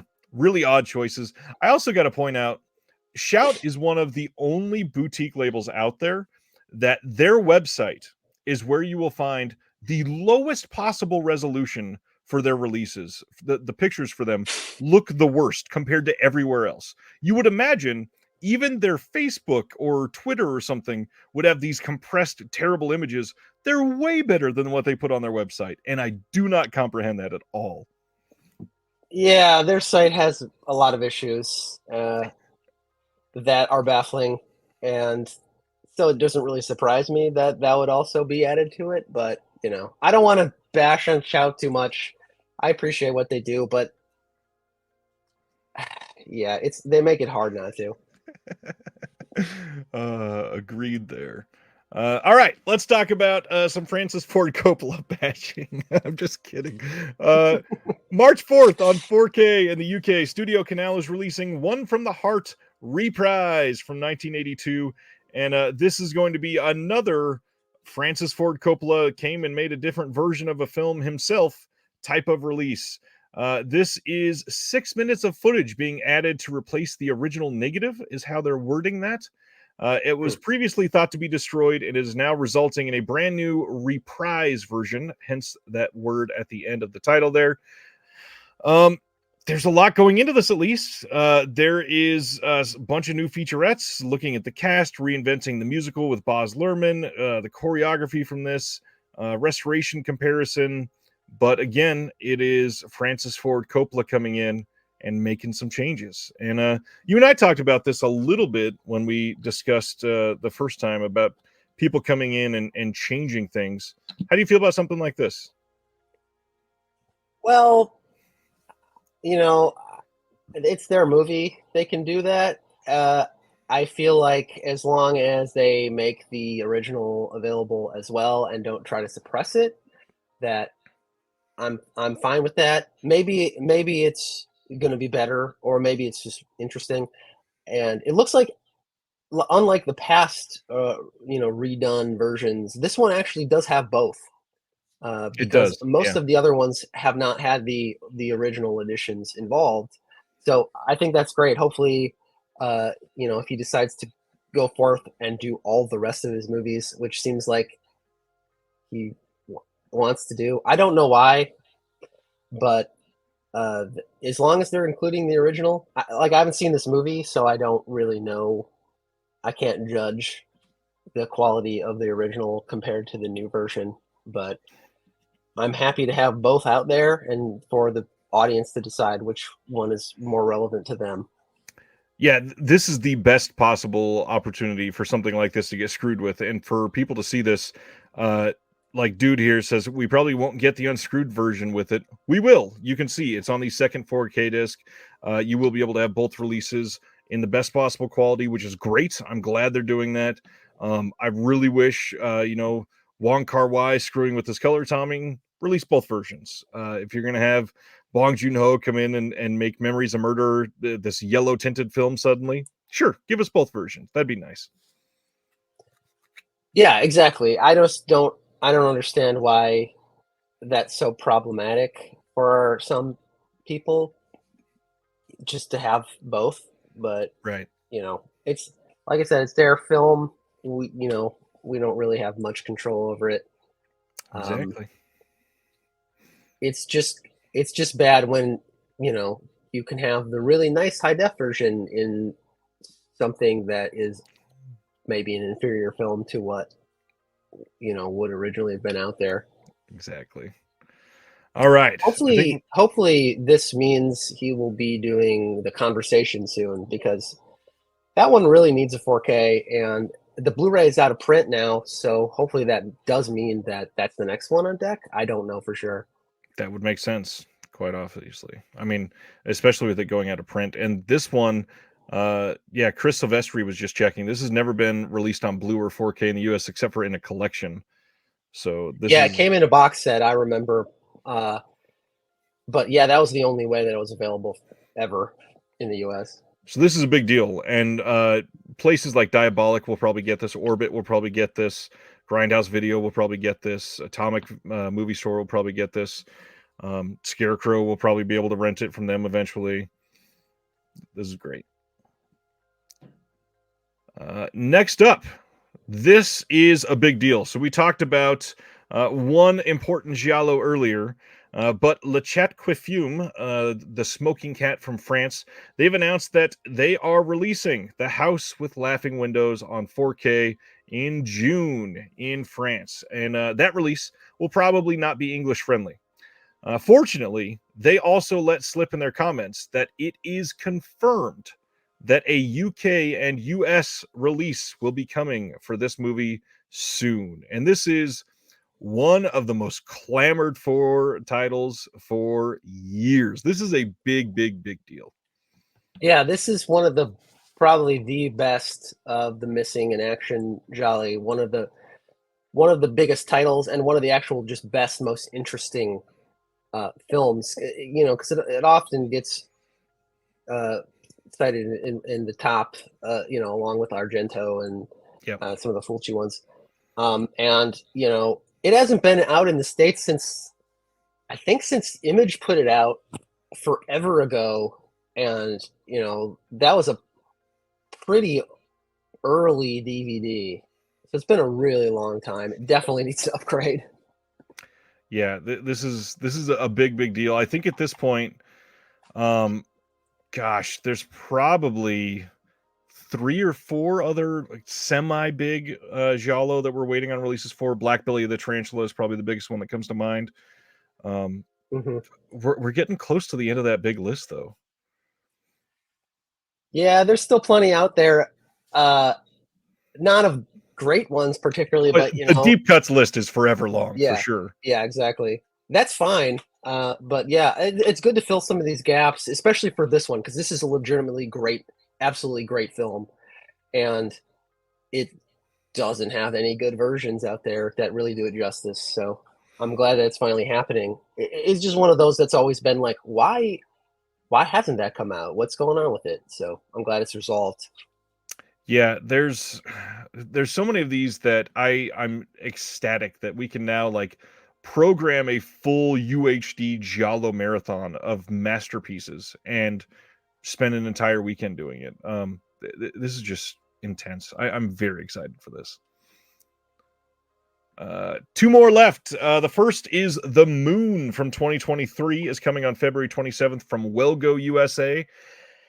I'd not heard about this, but this sounds pretty fantastic. This says 7 years after Korea's first fully manned mission to the moon ends in disaster, a second human spaceflight is launched successfully until a strong solar wind causes the spacecraft to malfunction. With an astronaut left stranded in space and quickly running out of oxygen, the Naro Space Center turns to its former managing director to avert yet another fatal catastrophe. I love movies like this, and that sounds so compelling.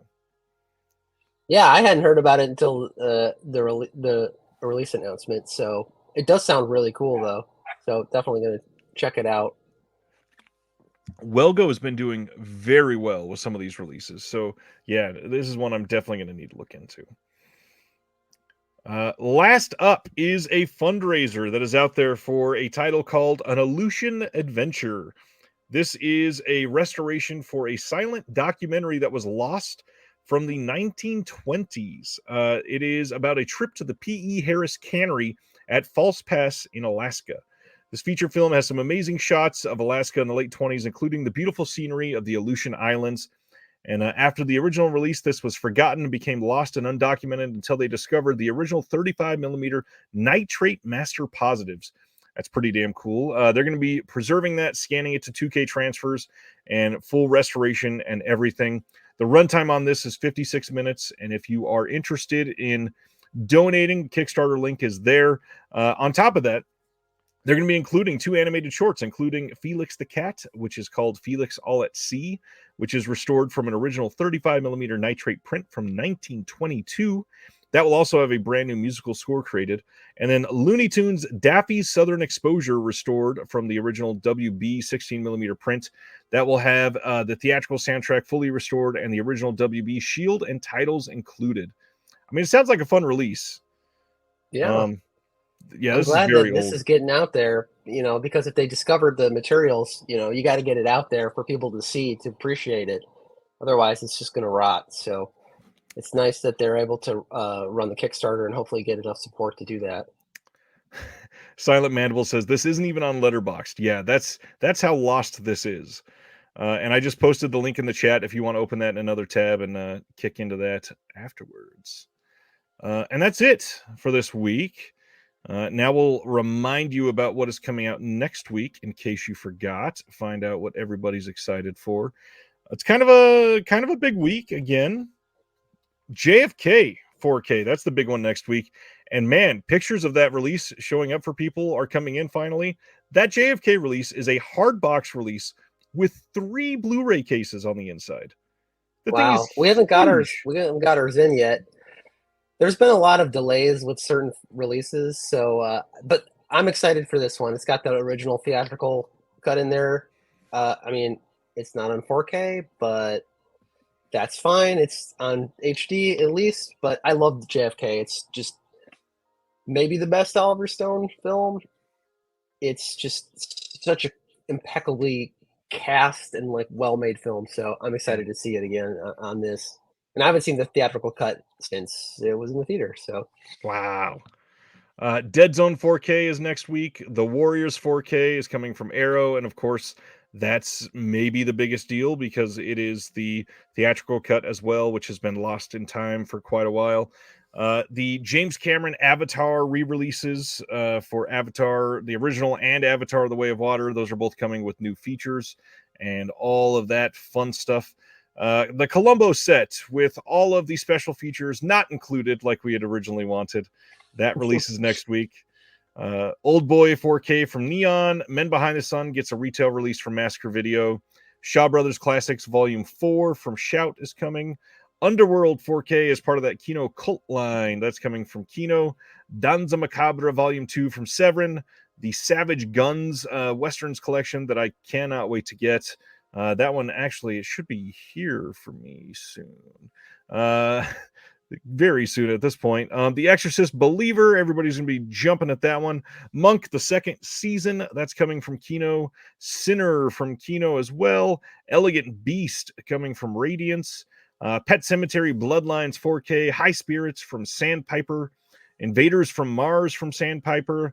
Life is Cheap but Toilet Paper is Expensive is not releasing next week. Wanted to remind everybody there's a slight delay. I think that one's going to be a week or two later, coming from Arbalos. 35 Shots of Rum coming from Cinema Guild. That's that Claire Denis film. The Rachel Papers. That's the next MGM Studios title, like we were talking about earlier. Mondo, New York. Highly recommend picking that one up. I cannot wait to watch that one. The Ghost Station from Wellgo. I definitely wanted to check this one out. And the Les Vampires from Kino Classics from 1915. The Wandering Earth 2 from Wellgo is supposed to be really good as well. And Satanic Hispanics from Epic Pictures. That one's supposed to be a good one as well. And that's pretty much it for me, I guess, unless you're super into August Underground's Penance, which is coming out from Unearthed. Other than those first couple that we talked about, what are the big ones for you next week there, Joel?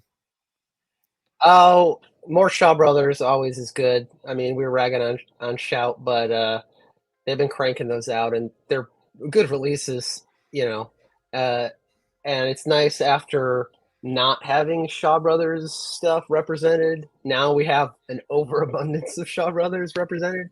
Yeah. But Shaw Brothers has so many releases throughout their history, so this is like 1% of the total anyway. And from what I hear from everybody that I trust, this Shaw Brothers Volume 4 is the best of the 4 releases so far. So definitely need to check that one out. All right, I gotta pick that up then. Yeah, it's just expensive. There's so many editions. I already have the Shaw scopes, and yeah. That's the thing. If you're a Shaw Brothers fan, you've been eating good these last couple of years. It's true. Yeah, I mean, I've seen a lot of these from the Hong Kong editions, the Celestial releases that Scarecrow has, because we just bought them all, or not all of them. There was a lot of them, but we've had them all. But mostly they're non-anamorphic, so these are way to see them in a proper edition, and they have commentaries and extras. It's kind of amazing that these films are getting so much love. Yeah, I don't know what happened with Shaw. I mean, Shout. They've released, I think we're going on 6 Shaw sets this year, counting the side exclusives and the Tai Lung collection or David Lung collection. That's crazy. It went from zero Shaw titles to like 56 in 1 year. Yeah, that's crazy. That's crazy, and that's just from one company. There's been Shaw stuff from elsewhere as well, so it's nice. It's really good. I'm glad all this Hong Kong stuff, the floodgates have started to open, because those have been never available, mostly in decent condition, or at all. So now we're fans of that stuff, because not even just the Shaw stuff and the Kung Fu stuff, but all the stuff like 88 Films putting out, a lot of the early 90s action stuff. That stuff is amazing as well. And I think that a lot of people, they've maybe seen it's like some of the John Woo stuff, but there's so much good stuff out there. Yes, there is. And I say fans of Shaw are eating good. The problem is, if you're buying it all, it might be hard to eat, because there's so many titles right now. Yeah, exactly. With that kind of stuff, I like to pick those up, and I like to support those kind of releases. But those box sets are $130, $140 each. Well, and to release them every 60 days, that's kind of like sadistic. That's for people that really want them. That's a lot.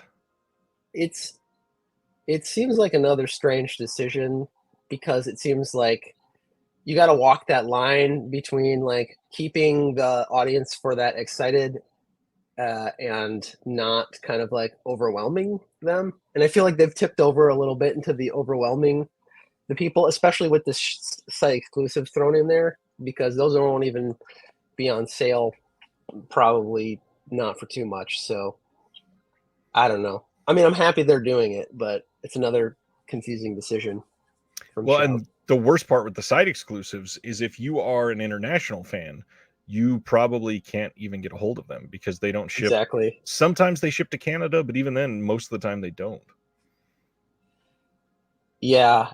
So you're gonna have to go either with a reshipper or, eBay or something. Unfortunately, sometimes they have them on Diabolic. I don't know about the other sites, but if you keep an eye out there, you might be able to snag a copy. All right, so that brings us to our discussion for the night, which it's December, and it's crazy, but we are looking at not this weekend, obviously, but next weekend is already Christmas Eve and Christmas, and first off, not even close to ready. I've been far too busy, Yeah, but exactly. beyond that, it's a wonderful time to talk about holiday films. And first thing, we're going to run through some of the like cliche ones that we love that we've watched for a long time. I'm going to talk too much about Muppets Christmas Carol like I always do. And That's we're going impossible. to, I love that you're here for this. We're going to dive into some of these. And then on top of that, then we're going to talk about some of the underseen ones, ones that, they may be popular, they may be obscure, but either way, they're ones that people just plain don't talk about enough for holiday films. So, some of the cliche titles, Joel. What are some of the ones that you really dive into? Uh, you can't go wrong with It's a Wonderful Life. I've always loved that movie. I've kind of gotten a little burnout on it because for about 10 years I was a projectionist at a local theater who plays that movie every December for the last 65 years on 35 millimeters. So I've seen it quite a lot, but it still makes me cry every time at the very end because it's just such a beautiful movie. Um, but what's some other good ones? You know, I like Gremlins. That's more of in the horror realm, but it's just a fun movie, and it does feel super Christmassy, It to is, yeah. me. Um, uh, I usually try to watch at least some version of A Christmas Carol. There's a lot of good ones. You're going to talk about the Muppet one. That's a great one, but there's so many different ones, and Yeah. and they all bring something different to the table. So, uh, yeah. Oh, there's just so much stuff. What about any of like the very cliche rom coms that are made for the holiday time? Any of those that you love? No, not really. That's not my that's not my thing, unfortunately. I'm Eh, not against that, but that's not what I tend towards. you're not a Love Actually guy, then, huh? I'm just kidding. I've never seen Love Actually, so I should probably watch it at some point. But like, I never, I've just never been in the place that I'm like, this is the time to do it. Right. Sometimes you just have to be like, I feel like it's the right time to actually finally watch this thing that I've never watched and probably should. I will say, I finally watched it a few years ago. I don't understand how Love Actually is so popular. I really don't. I Well, can get that's into some of the rom coms. This one alone, like I don't get how this one is the one. Well, that's kind of what's been keeping me away from it because I, I've seen the popularity kind of tracked from being at Scarecrow where like no one cared about it and it wouldn't ever rent until like we needed to have 10 copies for some reason because everybody wanted to rent it for Christmas, Right. which is crazy to me. But every person that I've actually talked to about it said it's not good. So, I don't get it either. And I haven't seen it, so I can't really judge. Um, yeah, it's just not good. My go-to, like if I'm gonna watch a cliche Christmas rom-com, I really liked The Holiday with Jack Black and I think it's Cameron Diaz and a couple others. Like Jack Black being in a cheesy rom-com, that alone was appealing by itself. I've heard lots of good ones about that. It's like at first when I heard that I didn't quite believe it, but I've heard it enough to now start to believe it. So I haven't seen that one either, but maybe that's one I should put on my list for this year.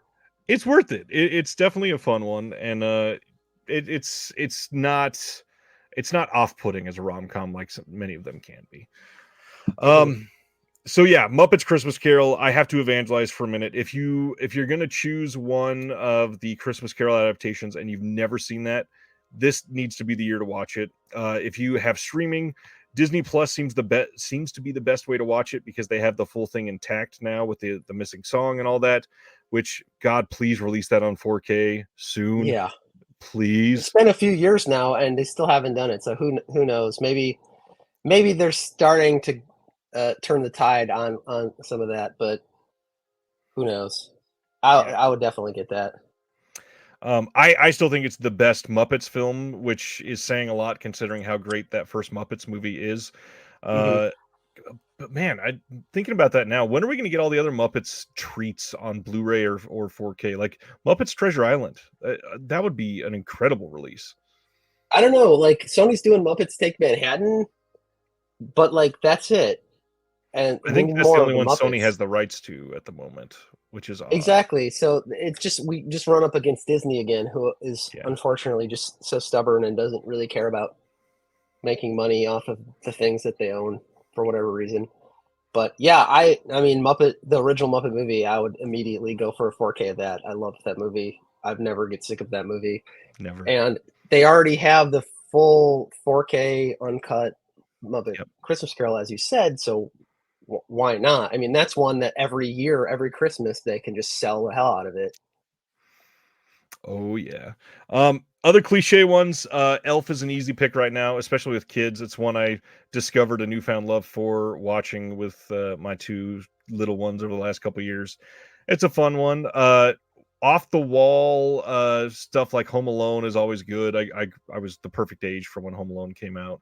Yeah, I totally remember when that came out, and I think I saw it in the theater like 3 or 4 times, and it was just it was so huge. Like it was like everybody wanted to see that movie, and it was I don't know. It's hard to think about that now because there isn't really a lot of stuff like that that takes Right. over and is like such a mesh. Like that thing was like in theaters for like a year or something ridiculous, and like it would every once in a while like resurge and somehow like go higher up in the box office. It's just fascinating to think about that now when stuff if it doesn't do well within a week or two it's just gone.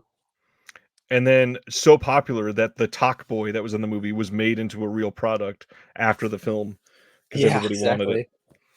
Um, Horror movies with Christmas. So obviously there's a lot of them.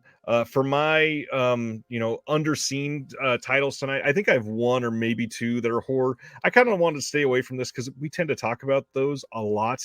Um, Yeah.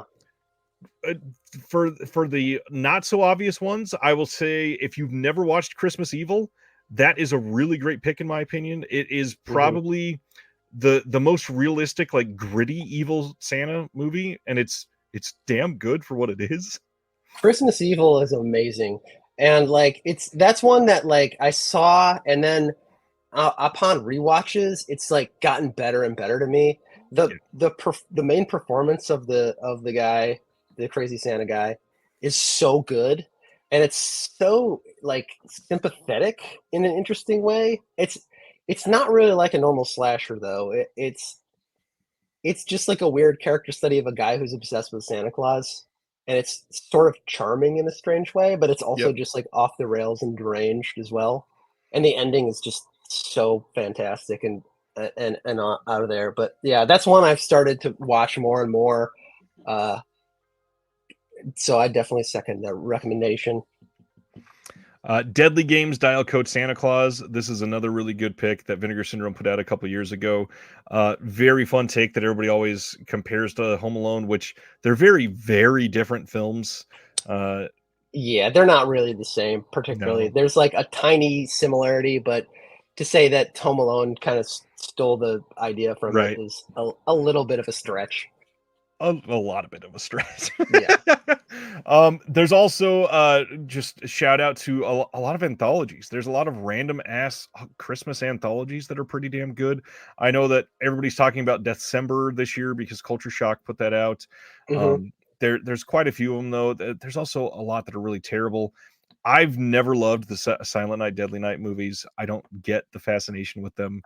Um, They're all right, but yeah, I guess they were just like the first one was so notorious when it came out and it kind yeah, of got a reputation. I think that has held over. And then the sequels are just kind of coasting on that. The yeah. second one, of course, is so insanely absurd that that's kind of like generated its own second life.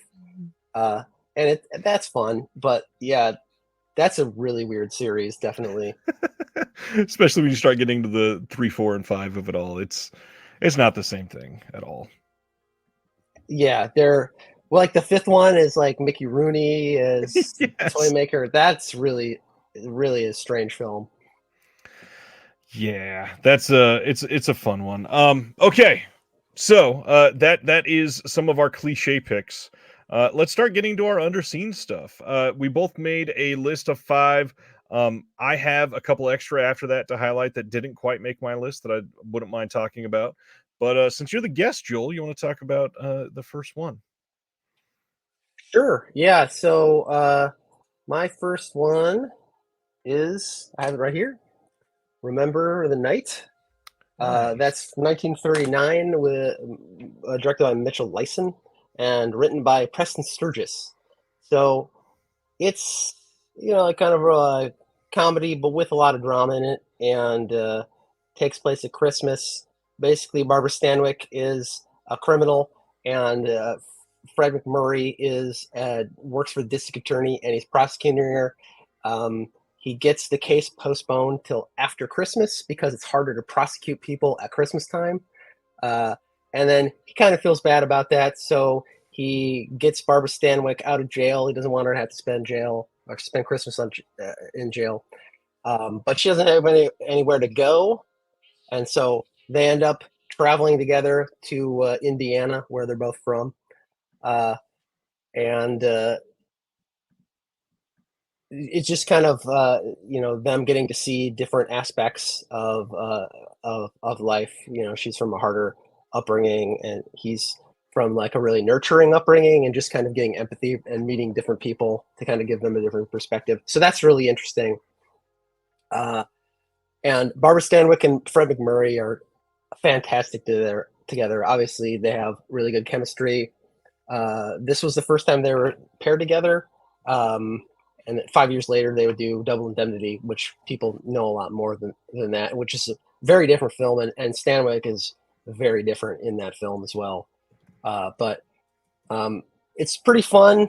It's Preston Sturges, so you got a lot of weird side characters, a lot of Right. just silly business going on, which is nice. Um, Barbara Stanwyck is fantastic. I mean, Barbara Stanwyck is always fantastic, but like just some of the looks that she gives, or just like some of the reactions in this, are just like heartbreaking. She's just so great. Um, and it is fun to contrast that with something where she's just like so completely like hard bitten in like Dumble Indemnity, or she just has a lot of range. She can be like super funny or really dramatic. So something like this that swings both ways is really nice. Um, there's one little part that's there's a little bit of kind of like stereotypical African American servant kind of character in the beginning in a Right. couple scenes, which is I just want to make sure to mention because it's off-putting. It's not great. It's typical for things at the time, but that Sadly. doesn't really excuse it. Just want to give people that aren't really familiar with that, Right. a heads up, because it's sort of completely unnecessary and just really takes you out of it. Um, and I don't want anyone to go in cold and just see that, because it's very cringeworthy. Like many of the time. Yes, exactly. All right, my first one is one that is a lot less of a deep cut than Joel's, and many people will bring this up this year, but I still think it's underseen because so many people are put off by one of the 2 subgenres that it falls in, and that is 2017's Anna and the Apocalypse. Um, a zombie movie set around Christmas sounds amazing, but when you make it a musical, many horror fans don't ever want to watch it. And Anna and the Apocalypse is not only a great zombie apocalypse movie, it is an incredible musical. The songs in this are a lot of fun. The choreography that they do is stupendous. Second Sight put this out a handful of years ago before they turned into the giant label that they are now. And they put out a booklet with all of the lyrics to all the songs. It's an astonishingly good film, very underseen, still very British film.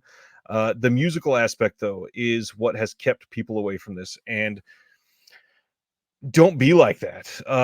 Musicals are great, and this one especially. If you are anywhere associated with horror, or if you like the zombie apocalypse genre at all, this is one of the better picks. And the fact that it's a holiday movie throws it over the top for being just so enjoyable, and one of those like weird, this is a kitschy genre film, but it kind of feels cozy just because it's something that you can feel at home with, like you've been watching it for years, even though it's only from 2017. Love this movie. People need to check it out. Curious if you've seen this one. Yeah, it's a super fun movie, and it actually it coheses very well together, despite having all the different elements. You'd think Yeah. that it necessarily wouldn't work, but it actually really does. And I want to echo the sentiment of, like, people are turned off by musicals. I don't know if it's the fact that it's so unrealistic, or they just don't like music, or whatever. But musicals, I mean, they're just like anything. There's a huge diversity of them. So you're going to find some amazing ones, and you're going to find some ones that are less amazing. But, don't just completely disregard the entire subgenre of that stuff. And if you like zombie movies, this is a good entree into that to, can try some new. Dude says, my wife loves musicals and zombies. I hate musicals, and I'm hit and miss on zombies, but I love non-traditional Christmas films. Is it streaming? It is. It's on Shudder at the moment. So yes, it is very, very good. I highly recommend that one. All right, sir. What do we got number 4 on your list? All right. So my next one is an adaptation of A Christmas Carol. As I mentioned, I like to watch one of those. This one is one of the most depressing and one of the most interesting and untraditional. It's called Carol for Another Christmas from 1964. So this movie is pretty obscure, mostly because it was pretty much impossible to see for about 50 years. After it aired, it was just never available until it aired on TCM about Christmas of 2012. So now it's available on streaming, on Max and such. But the pedigree on this thing is kind of astounding. It's directed by Joseph Mankiewicz in his only work that he ever did for television, but it's written by Rod Serling, and that's really the star of the show, because if you're a fan of Twilight Zone or other Rod Serling stuff, you kind of know what you're in for. Brilliant dialogue, and really direct, really, not subtle sort of themes. So this one, Sterling Hayden plays the Scrooge character. His name is Daniel Grudge, and he instead of he's visited by the three ghosts, but Daniel Grudge is a isolationist, a really conservative isolationist, and he doesn't want the United States to be involved in any of their countries. And this one is trying to make him see the error of the ways, that all humanity is one, and that everyone, anyone in poverty diminishes other human race. Essentially, it was made with funding by the UN to kind of promote their mission at the time. We got to remember, this is during the Cold War, so there's a lot of tension going on, and there's a lot of paranoia about the nuclear proliferation and everything. So it kind of covers that. The cast is pretty crazy. Aside from Sterling Hayden, there's Ben Gazzara, Robert Shaw. Peter Sellers plays this crazy, like, post-apocalyptic, like, demagogue leader in the future of Christmas. It's wild, but it is a heavy watch. It's very, very serious. So if you want something that's a fun version of this, I would stay away from this version. But it's really, really well made, well directed, well acted, and it's just something that is really underseen. Is this one available anywhere now? It's never been on physical media in any legit version. It's only, as far as I can see, available streaming on Max currently. Luckily, the version that is up there it looks really nice, because for a while it was only available in, like, really bad looking quality. And I believe it's the uncut version with the original Henry Mancini score as well. So that's nice. Wow. Yeah, I might have to watch this one. Yeah, it's fascinating. You know, if you're not really familiar with that kind of era of television teleplays, then you might find it off-putting because it's very theatrical. Yeah. But the the way that they do it, the camera is constantly moving, and it kind of feels like they are on an actual stage. And you know, like the part of it will light up, and then they'll move into another part, and it flows in a very interesting way. It definitely feels like very dreamlike. So, but like I said, very depressing. And Interesting. the most depressing thing is, it's sadly, aside from the specific you know, like references to Cold War uh, nations and whatever, it's still pretty relevant at just about kind of how humanity is towards uh, their fellow man. Very good pick. Yeah, I'm gonna have to check this out on Max, I think. Um, my number 4 is one that I see people just absolutely crap on all the time, and probably the silliest one to have on my list. I am really big on Nicolas Cage, and something about 2000s The Family Man is always very homey for me.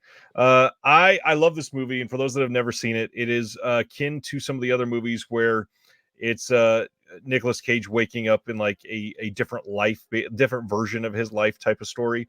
I grew up with Big, and so Tom Hmm. Hanks's Big was a big part of my childhood. Watched that way more times than I should have. Never thought it was weird or creepy until I was older. But this movie, Nicolas Cage, of course, is a part of this, super like stockbroker type job. He is driving this fancy car and living this crazy life, and suddenly wakes up to be married to his high school sweetheart, driving a minivan, not having that high stress financial job. And it just goes in a really wholesome direction. And I love Nicolas Cage in this. I think at the time, at least, it was an interesting turn for him to take in his roles. Taya Leone is also fantastic in this movie. Uh, just one that people are not talking about anymore. I really think this is just not one that people seek out, and probably because the reviews for this one have always been terrible, and I don't love it. Yeah, I haven't actually seen this one. I mean, I remember when it came out and everything, but it is one that just like it doesn't. I never even hear it mentioned just to even say that it's bad. It just doesn't get mentioned. It's just Right. not on anyone's radar at all. It's a fun choice. It is streaming right now on Peacock, and there's a Blu-ray out that's less than $10. So if you're super into it, you may want to check it out. I see everybody in the comments mentioning Trapped in Paradise. That's another good choice. I would say that one seems to be mentioned more than The Family Man nowadays.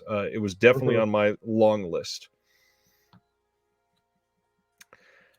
All right, my next one is Unaccompanied Minors from 2006.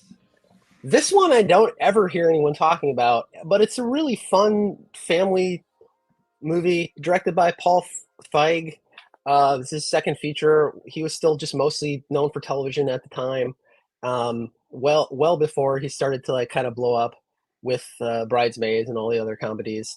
But Yeah. it's just a pretty simple kind of story. There's a bunch of kids. They're traveling alone during the holidays. They get snowed in an airport, and they just kind of like bond together, become friends, and have to run away from the security guards and uh, you know, that kind of stuff. It's like a little bit of like Breakfast Club thing where the different people from different socioeconomic walks of life kind of like uh, begin to understand each other. And one of the best things about it is there's just a lot of like really small characters, side characters, like from comedians. Like there's like Jessica Walter is super funny in a role as like a flight attendant for like two scenes. Tony Hale's randomly in a scene that's really funny. Um, and they have like Kevin McDonald, Bruce McCullough, and Mark McKinney from Kids in the Hall in just this one little part.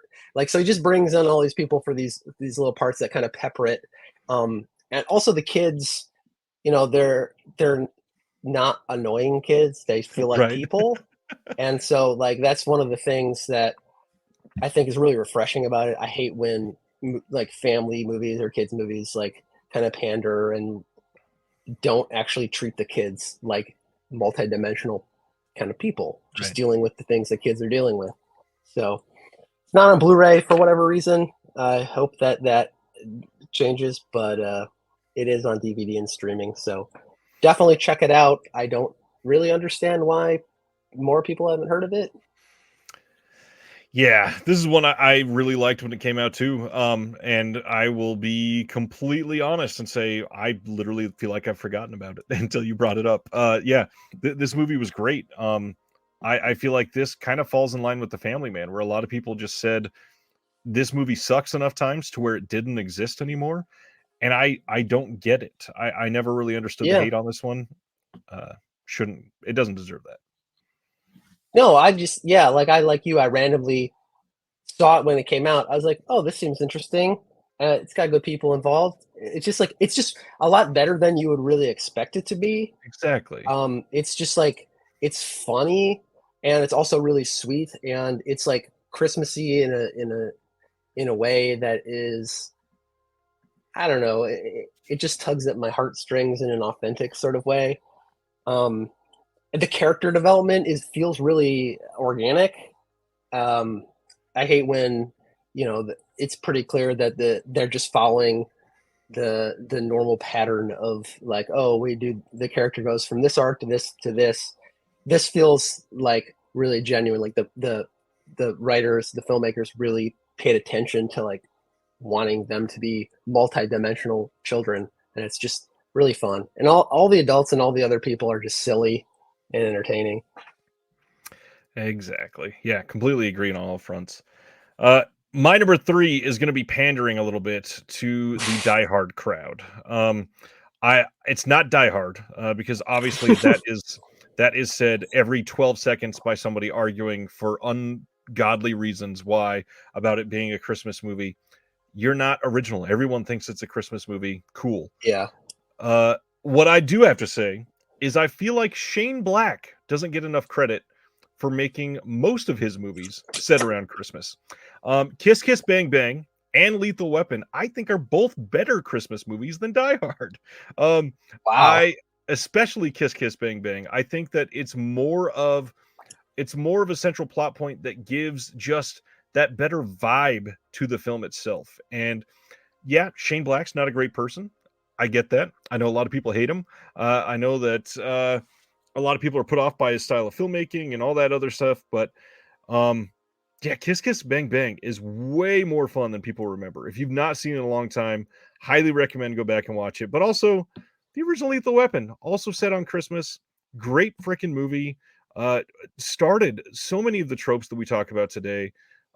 Lethal Weapon is made to be this perfect delivery vehicle for those two main characters, and it's just so much fun to go back and watch nowadays, and I get much more of a Christmas enjoyment out of both of those than I do out of Die Hard. Yeah, I mean, I do appreciate Shane Black's commitment to setting his movies on Christmas. I mean, most of them are at some point set on Christmas or completely set on Christmas. Yep. But yeah, Kiss Kiss Bang Bang is probably the best example of that because Yes. it feels super Christmassy actually. And I really like that. I think it's a super fun movie too. I could definitely understand how it can be off-putting to other people. Um, if I was in the wrong mood, it would be off-putting to me. But since I know what to expect, like I enjoy it. Uh, but the yeah, the dialogue and the characterizations can be not everyone's cup of tea. Yeah, I get it. And obviously, there's a lot of arguing in the chat already about Die Hard being better and not agreeing with that assessment. And I get it. Some people worship at the throne of Die Hard, and there's nothing wrong with that. It's just not the same reverence in my life. I would say I don't. I mean, okay. Die Hard's a Christmas movie. Whatever. We're not going to adjudicate that. Uh, I don't think it's super Christmassy, but Die Hard is a better movie than those other movies to me. It's just like one of the best action movies ever, and obviously it set the template for so many other things to follow Right. that. Uh, and I is just so rewatchable. Although it does annoy me now that everyone is talking about it in this context. We have to go through this every damn Right. year. Every Um, year. Also, Die Hard 2 is really fun. I mean, it's like really stupid, but it's super fun. And you have William Sadler and Franco Nero in there just being ridiculously over the top. It's just a good time. So both of those together, that's pretty Christmassy. I love William Sadler. He does not get enough love as a character actor. Oh, he's so good in like in anything. Like if I see William Sadler is going to be in a thing, I'll probably watch it just to see what he's going to do Yep, because he's always he's so different in everything that he's in, but somehow just so good. Yeah, exactly. I'm a big William Sadler fan as well. Absolutely. All right, sir, we got a couple left. All right, this is my most obscure one probably, Ooh. uh, and that's saying something. So this is The Man in the Santa Claus Suit from 1979. This is a made-for-TV movie, and it feels very much like a made-for-TV movie from 1979, which makes it just utterly charming in my opinion. Um, It's also shot on location in New York City, so you just get to see a bunch of New York City streets and like festivities going on Nice. at Christmas time, which is a really cool time capsule to see. Um, it starts Fred Astaire. This is his second to last role, the last one being Ghost Story, but this was made a couple years before that. He plays like 10 or 15 roles throughout the movie. He's kind of like a mysterious figure that's kind of shaping the destiny of these three guys. Basically, it tells the story of three guys that get a Santa Claus suit and like how that kind of transforms their lives on their path. So there's one guy, he's the typical dad that, his career is coming first. He doesn't have enough time for his family. And at Christmas, he's going to be shown the error of his ways. Um, then there's a guy who's a down on his luck restaurateur who, hit the bottle pretty hard. And, he's pretty low. But also randomly, he found a gun that some gangsters used to shoot someone. And so now there's gangsters after him. This one is a little bit confusing. But he wants to kind of, pull himself out of it. And so he gets the Santa Claus suit, but then he wants to rob a couple. It's a little bit convoluted. And then there's the shy teacher who wants to dress up like Santa to propose to his neighbor because he lacks the confidence to do it on his own, which is a little bit creepy, but it ends up being okay. Anyway, it's a made-for-TV movie, so if you like made-for-TV movies from the classic era of made-for-TV movies, you'll probably enjoy it. It's a sweet, fun, kind of harmless thing. It's only been released on VHS ever, but I think it's on YouTube, so if you really want to watch it, I would say check it out there. I'm sure it doesn't look particularly great, but who knows who has the rights to it at this point. Before you mentioned the VHS, I was going to make a joke about it coming to 4K, but now I can't. You never know these days. Some boutique label might pick it up and revitalize it, which I would love. I would buy it immediately. It's just like it's one of those movies that I watch every few years, and I'm like, is this movie really good, or did I just imagine that it was good? And then I watch it, and I'm like, I love this. This is great. Nice. All right. So I definitely have not seen that one, obviously, with it being the deepest of deep cuts. My Yeah, number this two. this one Go ahead. this one is a good example of the depth of the Scarecrow video collection. So I crunched some numbers before I came on here, and just for our current holiday sections, we have about 1,500 titles. That's Wow. spread across 5 different kind of theme sections, but so that's a lot of stuff. That's a wide variety, and that's not just Christmas. That's like Christmas, Hanukkah, Kwanzaa, New Year's, a little bit of Thanksgiving in there, but still, it's a lot of stuff. So you get to experience a variety. Interesting. That's a lot. All Yeah, right. that's why I've seen so many of these things. I mean, that's great though. You've had so many years with the collection. That's incredible.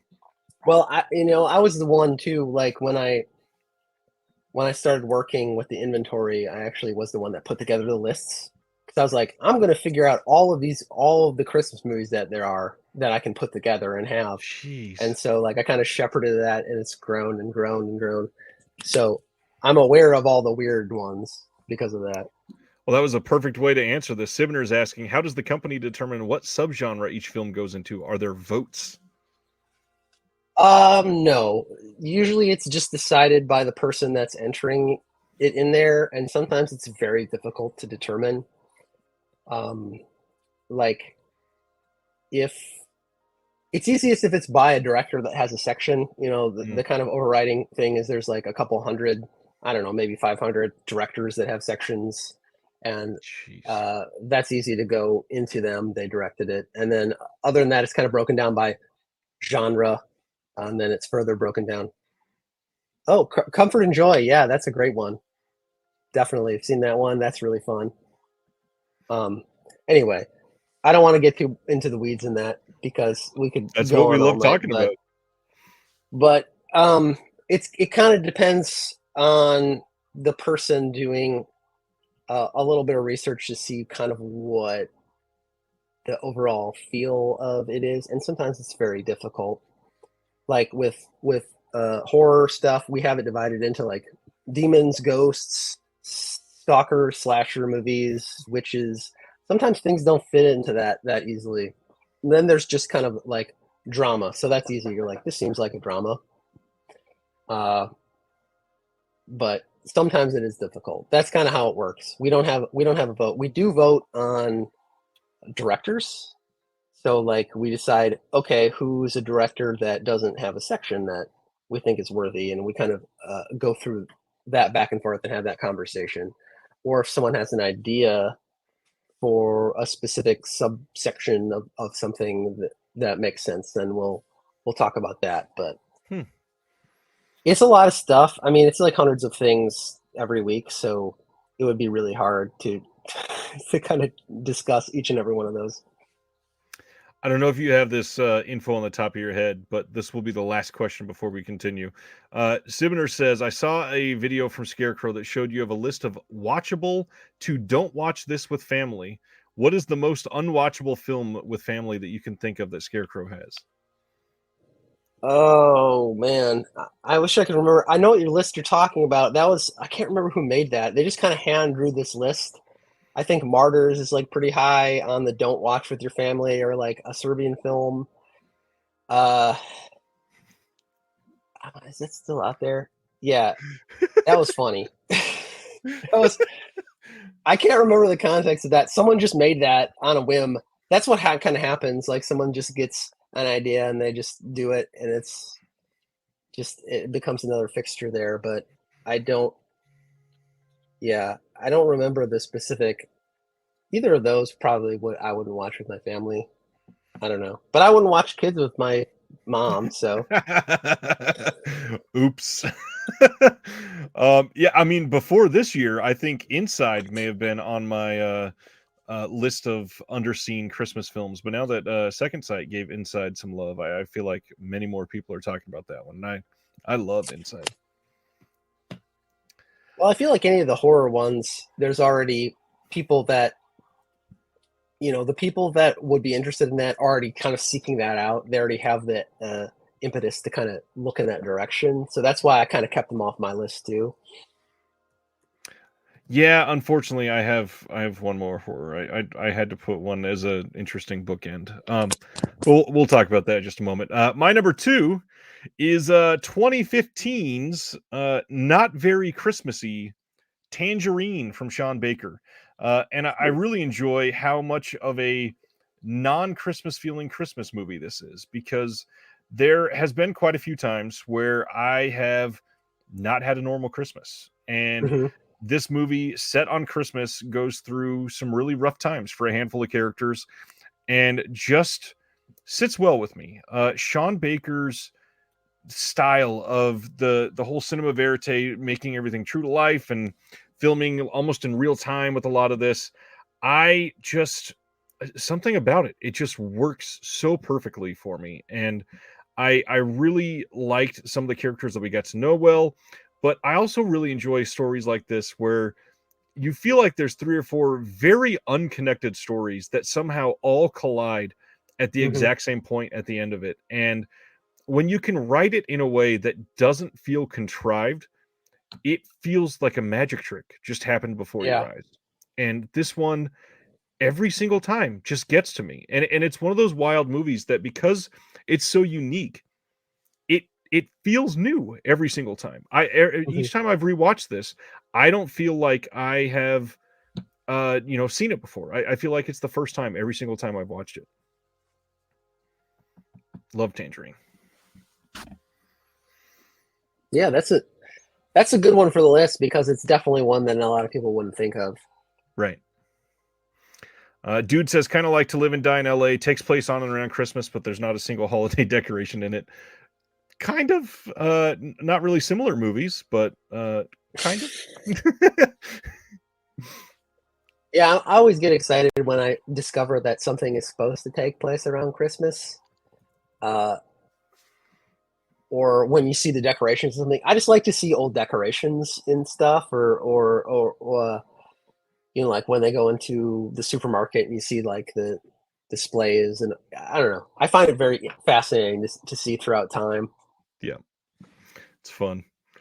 All right, sir. What's the last one on your list? Okay, my number one is Santa Claus the movie. This movie is amazing. Um, I love this movie, and I've seen it so many times. I feel like I back in the day it was always on cable, maybe HBO, maybe just regular cable. I can't remember because I was pretty young, but it was always on. And I think I taped it. I've seen this movie, I don't even know how many times, but it's just so fun. And I don't think anyone really that many people know about it now. Although it does just get an amazing 4K, which I would highly recommend. So I did revisit this recently because of that. So it's from 1985, and it's from the Sulkans. So the producers of the Superman movies. They did Superman, then they did Supergirl, and then they did this. And this movie came out. It was a giant, just it was critical disaster, and it lost a ton of money. But it's just a fun Christmassy movie Yeah. with crazy, awesome analog special effects, and it looks glorious and beautiful in 4K. So uh, it's a little bit of a schizophrenic movie. It starts out and it's kind of like an origin story for Santa Claus, which is awesome. You get to see like, oh, here's Santa. He's a regular guy, and here's how it becomes Santa Claus, and here's how like the different aspects of Santa Claus kind of came into being. And then it kind of morphs into the story of this elf played by Dudley Moore, who like wants to like has all these ideas and wants to modernize stuff and whatever, but then he feels like Santa doesn't appreciate him, so he leaves and he hooks up with John Lithgow, who is BZ from BZ Toys, and he's like the most terrible like business head. Like we've seen a lot of terrible corporate executives in movies, but he is the worst of them at all. He's just like aggressively anti people, and he's just hates everyone and has no ethics at all. But it's played by John Lithgow, so it's obviously going to be amazing. Right. So it's just such a weird movie. It's very 80s. John Lithgow is so over the top that it's sort of unbelievable, but it it just makes it that much better. It brings it into the state of just like unreality that it needs to be in.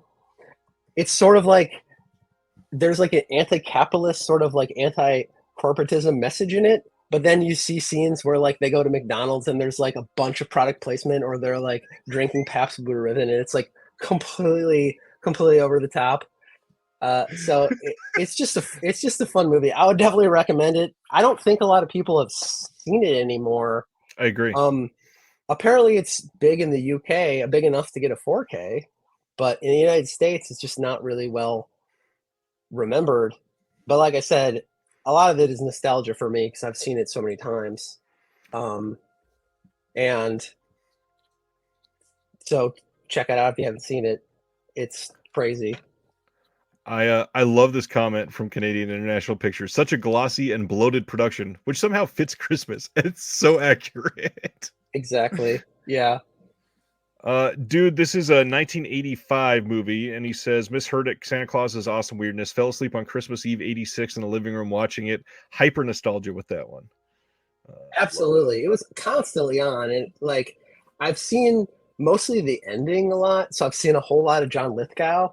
So I really, really love that John Lithgow performance. And I mean, John Lithgow as a villain is like great always, no matter what. And this one, Oh he's yeah, just like completely unrestrained. It's like almost a cartoon character of how villainous he is, but it's just so delightful and over the top. And then David Huddleston, who plays Santa, is just like such a good Santa. So it like just yeah. offsets that in such a good way. It's, I don't know. I think that it's unfairly maligned. I can understand the criticism, but it's also a fun Christmas movie. So, it's just nice to enjoy it. Well, I'm glad that you went for one that I felt was like a little less obscure because I'm going for a kind of obvious one for me too. I kind of wanted to bookend mine. Oh, we got a comment. Canadian International Pictures. FYI, if anyone has Mindfield on the shelf, that's a deep cut Christmas movie that Canadian International put out. Ooh. Interesting. I don't think I picked up Mindfield. I still need to. Love how the homeless kid doesn't age a day when Santa visits him 2 years apart. Yeah, and Santa is pretty much just like, you're on your own, kid. You're homeless, but like, I'm not going to help you out. And so Yeah. he lives an entire year on the streets, apparently. It's very confusing. They kind of gloss over the fact that the kid is homeless and Santa doesn't really care. Canadian International just released, I think, 2 more Christmas movies too. I can't wait to watch some of those new ones that just got dropped. Yeah, those look pretty wild. Those all those like Canadian family films are so fun because they're just crazy Yeah. and very specific to the time that they were made. So I'm excited that they're doing more of those. My last one, like I said, I kind of wanted to bookend Anna and the Apocalypse with one that people, for the most right, they're like choosing to lambast before they've seen it. Um, obviously, obviously, when you think of horror and you think of Christmas, most people are going to go to Black Christmas 1974 as the obvious pick of you should watch this every Christmas. I will stand by the fact that Black Xmas 2006 is a damn good movie and everybody should be watching it. The uncut version specifically, I will say, is a very, very fun movie. It is underseen because just like Anna the Apocalypse, people choose not to watch it simply because it's a remake and they've heard bad things about it. It is good. Black Christmas 2006 is a very good movie. It is supremely well acted. Some of the set pieces are creepy as hell. Like there, it is so hard to describe because there is like a chase scene in a wall, and we're not talking like in a cavern, but like in some of the old like 80s films where there's this passageway. We're talking about there is an actual like between two slabs of drywall chase scene. It is such a fun movie. The coloring is bizarre. The villain is weird and creepy. The setup for the way that everything starts, it feels like it could do very well compared to the first one, and then it just takes it off into a very different direction, and it's still great. um Simner is asking, isn't the only way to get it on Blu-ray as a German media book? They also put out a German standard release now. So yes, it's still a German release, but it is region free, and Orbit does carry it usually. But this movie, completely overlooked. And not only should it be watched, the cast in this movie is way better than you've expected. And if you've only ever seen the first one, which nothing wrong with the first one. I love that movie. It is one of my favorite horror movies of all time. I think it is obviously a better movie overall. But Michelle Trachtenberg, I mean, everybody loves her. Mary Elizabeth Winstead, Lacey Chabet, I think that's how you say her name. Katie Cassidy's great in this. Um, Ollie Hudson is in this. This movie This movie is great, so much fun. I really think people should look at this and give it an actual watch, because so many people, they hear Black Christmas and say the first one's a masterpiece. Don't ever watch the sequels, or don't ever watch the remakes. And so many people listen to you, they just dismiss it. And Mhm. dismissing movies, I hate that aspect. You could love this. You could love this. Yeah, I feel like this one actually has gotten a little bit redeemed in the last few years. Like more people, maybe it was because the newer remake came out and people were Yeah. like, "Oh, that other one wasn't so bad," or whatever. Yeah. Um, I I saw the first remake in the theater and I completely hated it the first time I saw it.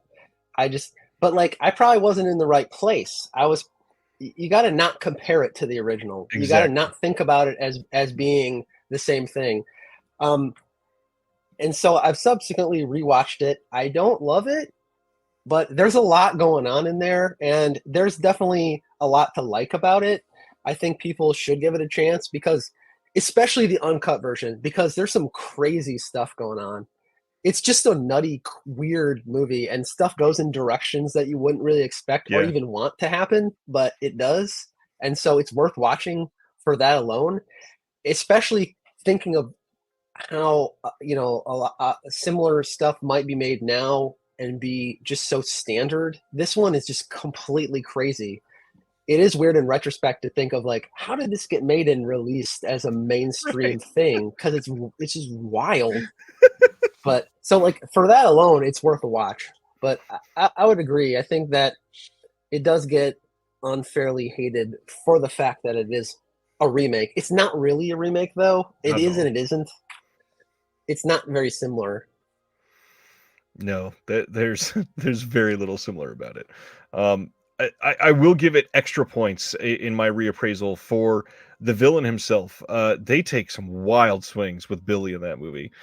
Just Yeah. his visuals, his overall creepiness, his mannerisms. Like you see more of Billy this time, and yeah, it's fun. Everybody needs to Well, see this one. it does the thing that the movies were doing at the time where they're like, we got to give the backstory and stuff. Hmm. And normally I don't like that, but this movie is just so just deranged Yeah, that like it goes into such weird, strange areas that you you kind of admire it for the balls that it takes to like go in some of the directions that it does.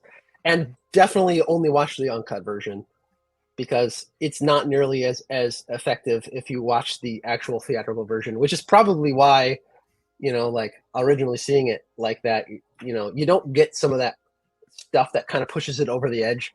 I right. think that gets you into the right mindset to take it for what it's trying to do, as opposed to just being more of like a standard remake or something. It's not really interested in telling that story. It's interested in telling a completely different story. So if you can think about it in that way, I mean, it's one of those interesting remakes that it's kind of in some ways helpful to have seen the original, but in other ways not helpful to have seen the original because you kind of you're kind of hanging it onto that and comparing it to the original too much, if that makes any sense.